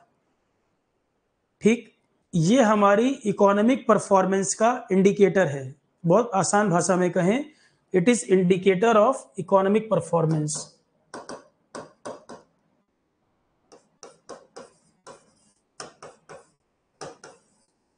Indicator of our economic performance कि we are rising or we are declining. By GDP number you can evaluate. By seeing GDP number you can check कि we are rising or declining. तो GDP is indicator of our economic performance. Single line में कहें तो ये होता है। आगे detail में हम इस पर बात करेंगे।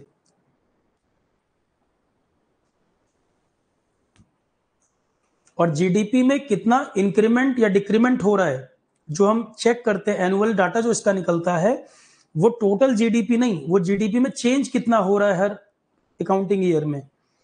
जीडीपी में हर अकाउंटिंग ईयर में कितना चेंज हो रहा है वो नंबर निकलता है। For example GDP is like elephant. उस एलिफेंट का साइज एनुअली इंक्रीज कर रहा है कि डिक्रीज कर रहा है, that change you are evaluating annually. Every quarter evaluation होता है। 4 क्वार्टर हो गए, 4 क्वार्टर को ऐड करके बाई 4 डिवाइड कर दो, एवरेज आ जाएगा, that is annual GDP. Quarterly निकाला जाता है, इसका जो नंबर आता है क्वार्टरली आता है। तो क्वार्टरली नंबर 4 क्वार्टर हो गए, ऐड कर दो, एवरेज निकाल लो, ईयर का पता लग जाएगा कितना है। तो क्वार्टरली नंबर निकलते हैं, एनुअली उससे निकल जाएगा, क्वार्टर को देखकर एवरेज निकाल लो आप। तो हर साल इसमें चेंज कितना आता है वो निकलता है, कितना चेंज हो रही है जीडीपी। जो आप सुनते हैं कि इंडिया हो जाएगा $5 ट्रिलियन जीडीपी, $5 ट्रिलियन हो जाएगा इंडिया, तो $5 ट्रिलियन वो एक ही साल में थोड़ी हो रहा है। इंक्रीमेंट डिक्रीमेंट कितना हो रहा है वो एनुअली कैलकुलेट होता है, उसमें भी क्वार्टरली निकलता है। फिर क्वार्टरली 4 क्वार्टर मिला के एवरेज निकाल लोगे, एनुअल आएगा।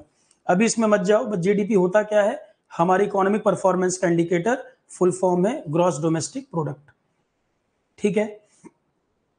तो keeping in view the national priorities and socio economic objective, DPIIT FDI boost कैसे हो जिससे हमारे इंटरनल ट्रेड को सपोर्ट मिले, इसके लिए भी काम करता है। It is also responsible for facilitating and increasing the foreign direct investment flow. Internal trade भी बूस्ट होगा इससे, तो foreign direct investment flow to the country. तो इंडस्ट्री के लिए, कंट्री की इकोनॉमी के लिए FDI is also important. FDI flow to the country, FDI कैसे इंक्रीज होगा, एक होता है एफडीआई, एक होता है FII. One is FDI, one is FII. FDI is foreign direct investment, FII foreign institutional investors. ये मेनली फॉरेन कंपनीज होती हैं जो शेयर मार्केट में इन्वेस्ट करती हैं। एफआईआई भी फॉरेन फंडिंग है जो इंडिया में आ रही है, वो मेनली इन्वेस्ट करते हैं शेयर मार्केट में। But share market is highly volatile, regularly change होता रहता है, कभी शार्पली इंक्रीज कर गया, कभी डिक्रीज कर गया। At any time they can withdraw their money. तो कैन वी से कि FII is long term investment? No, it may be long term और may be short term, depending on institution. Share market में invest करते हैं, may be long और short term. तो foreign institutional investor क्या करते हैं, शेयर मार्केट या उससे जैसे रिलेटेड प्रोडक्ट्स होते हैं, बॉन्ड्स वगैरह, उनमें मनी इन्वेस्ट करते हैं। तो it may be long term, it may be short term, but not stable. You can not से इट्स स्टेबल।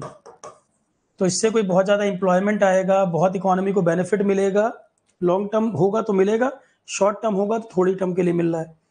पर ये शेयर मार्केट वगैरह में, बॉन्ड्स वगैरह में मनी इन्वेस्ट करते हैं और कभी भी विड्रॉ कर लेते हैं। एफडीआई में company doing business year, company starting business, ये शेयर मार्केट में नहीं लग रहा, company starting business within our country. Apple अगर मैन्युफैक्चरिंग बेंगलोर में करे या नोएडा में करे तो starting business within our country, तो it's long term investment, it's more stable, it generate employment. तो FDI is more important for our economy. Manmohan Singh का बहुत बड़ा कंट्रीब्यूशन है इंडिया में एफडीआई को बूस्ट करने में। उन्होंने हर्डल्स वगैरह कम किए थे जिससे एफडीआई इंडिया में और आए। आज के टाइम पे इंडिया बहुत एफडीआई एक्सेप्ट करता है, बहुत एफडीआई इंडिया को इनफ्लो आता है। तो FDI long term investment, long term investment, more stable और एम्प्लॉयमेंट जनरेशन भी होगा। employment generation, beneficial for the economy, beneficial for the economy। तो DPIIT का एफर्ट ये भी होता है कि इंडिया में FDI को कैसे बूस्ट करें, ऐसी पॉलिसीज बनाए कि FDI इंडिया में इंक्रीज हो।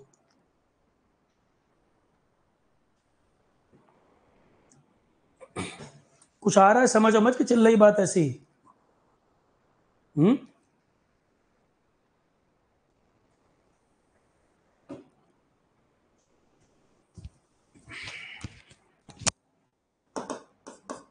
Long term investment, more stable, employment generation, beneficial for the economy.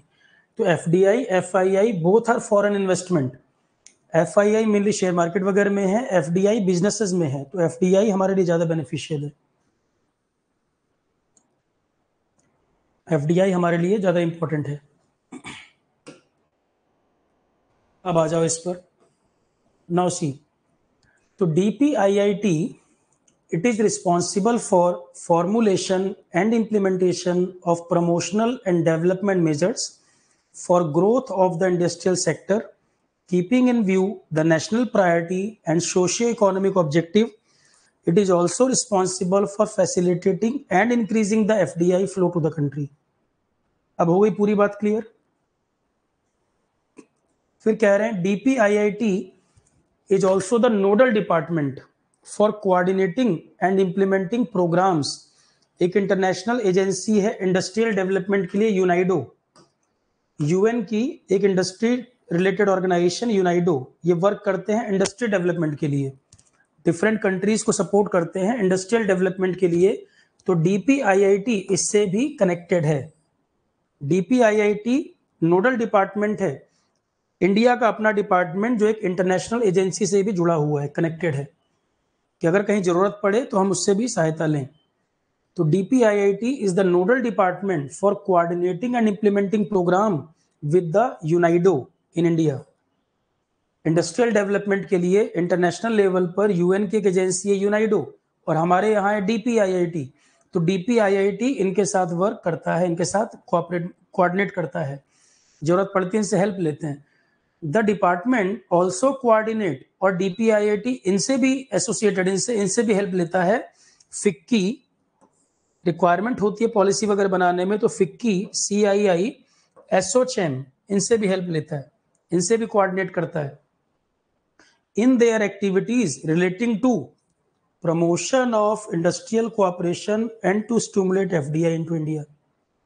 तो DPIIT कोऑर्डिनेट और इंप्लीमेंट करता है प्रोग्राम को, यूनाइडो के साथ भी मिलकर काम करता है, इन एसोसिएशन की सहायता भी लेता है, इंडस्ट्री के लोगों से बात करता है। इनकी अपनी एसोसिएशंस हैं, फिक्की, CII, एसोचैम, जो बड़े बड़े इंडस्ट्रियलिस्ट की एसोसिएशंस हैं, उन लोगों से बातचीत करके कैसे FDI बढ़ेगा, इंडस्ट्री कैसे स्मूथली चलेगी, कैसे फंडिंग बढ़ेगी, कैसे इकोनॉमी ग्रो करेगी, कोई पॉलिसी लानी है, उनसे कंसल्ट करना है, ये सब काम DPIIT करता है। तो इंटरनेशनल लेवल पे यूनाइडो के साथ भी कोऑर्डिनेट करता है, और नेशनल लेवल पे ये हमारी एजेंसीज है इंडिया की, फिक्की, CII और एसोचैम, ये इंडिया की हैं इंडस्ट्री एसोसिएशंस। DPIIT और इनके फुल फॉर्म भी देख लो। फिक्की का फुल फॉर्म क्या है, यही पूछ बैठे क्या पता। फिक्की का full form federation of Indian chambers of commerce and industry, confederation of Indian industry, ASSOCHAM. ये पूरा का पूरा जो टॉपिक पढ़ रहे हो ना, इंजीनियरिंग सर्विसेज के लिए भी यूजफुल है ये। वहां पे आपका एक टॉपिक लिखा ही है, GK current affair related to social, economic, industrial development. Engineering services का सिलेबस का पार्ट है current affair related to social, economic, industrial, और इंडस्ट्रियल ही बता रहा हूं मैं। DPIIT ES के GS के लिए बहुत इंपॉर्टेंट है, DPIIT का पूरा पार्ट, ठीक है। तो ये हमारी इंडस्ट्री एसोसिएशन है, इनके साथ मिलकर वर्क करता है, FDI इनफ्लो को भी बढ़ाने में हेल्प कैसे होगी, कैसे काम करेंगे। DPIIT is also responsible for IPR. DPIIT is also responsible for IPR related to patent, design, trademark, copyright also. Then integrated circuit, GI tag, and oversees the initiative relating to the promotion and protection. DPIIT, earlier it was known as Department of Industrial Policy and Promotion. Earlier it was known as Department of Industrial Policy and Promotion, DIPP. 2019 में renamed as DPIIT. 2019 में renamed as DPIIT. The department was originally established in 1995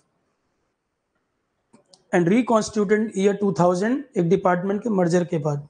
department of industrial development पहले हुआ करता था, मर्ज हो गया था. Background थोड़ा सा लिखा है इसके बारे में. तो earlier it was department of industrial policy and promotion. 2019 में नेम चेंज कर दिया था. ये भी पूछ बैठेगा इस डिपार्टमेंट का नाम पहले क्या था. पहले था department of industrial policy and promotion. 2019 में चेंज हुआ और ओरिजिनली स्टैब्लिश कब हुआ था, 95 में. और एक डिपार्टमेंट ये हुआ करता था डिपार्टमेंट ऑफ इंडस्ट्रियल डेवलपमेंट, इसका मर्जर हो गया था 2000 में. क्लियर है, पूरी तरह समझ आ गई बात. आगे बढ़े. करंट मिनिस्टर है मिस्टर पीयूष गोयल. अब इसके आगे कहानी हम देखेंगे, कल तो ऑफ है, परसों देखेंगे. इसके आगे कहानी अब मंडे को डिस्कस करेंगे. कल आपका टेस्ट वगैरह मैं रेडी कर दूंगा. टेस्ट होगा, फर्स्ट टेस्ट 22 को है, फिर 23 को है. 22, 23, 22 से स्टार्ट होगा. ठीक है class, thank you all of you.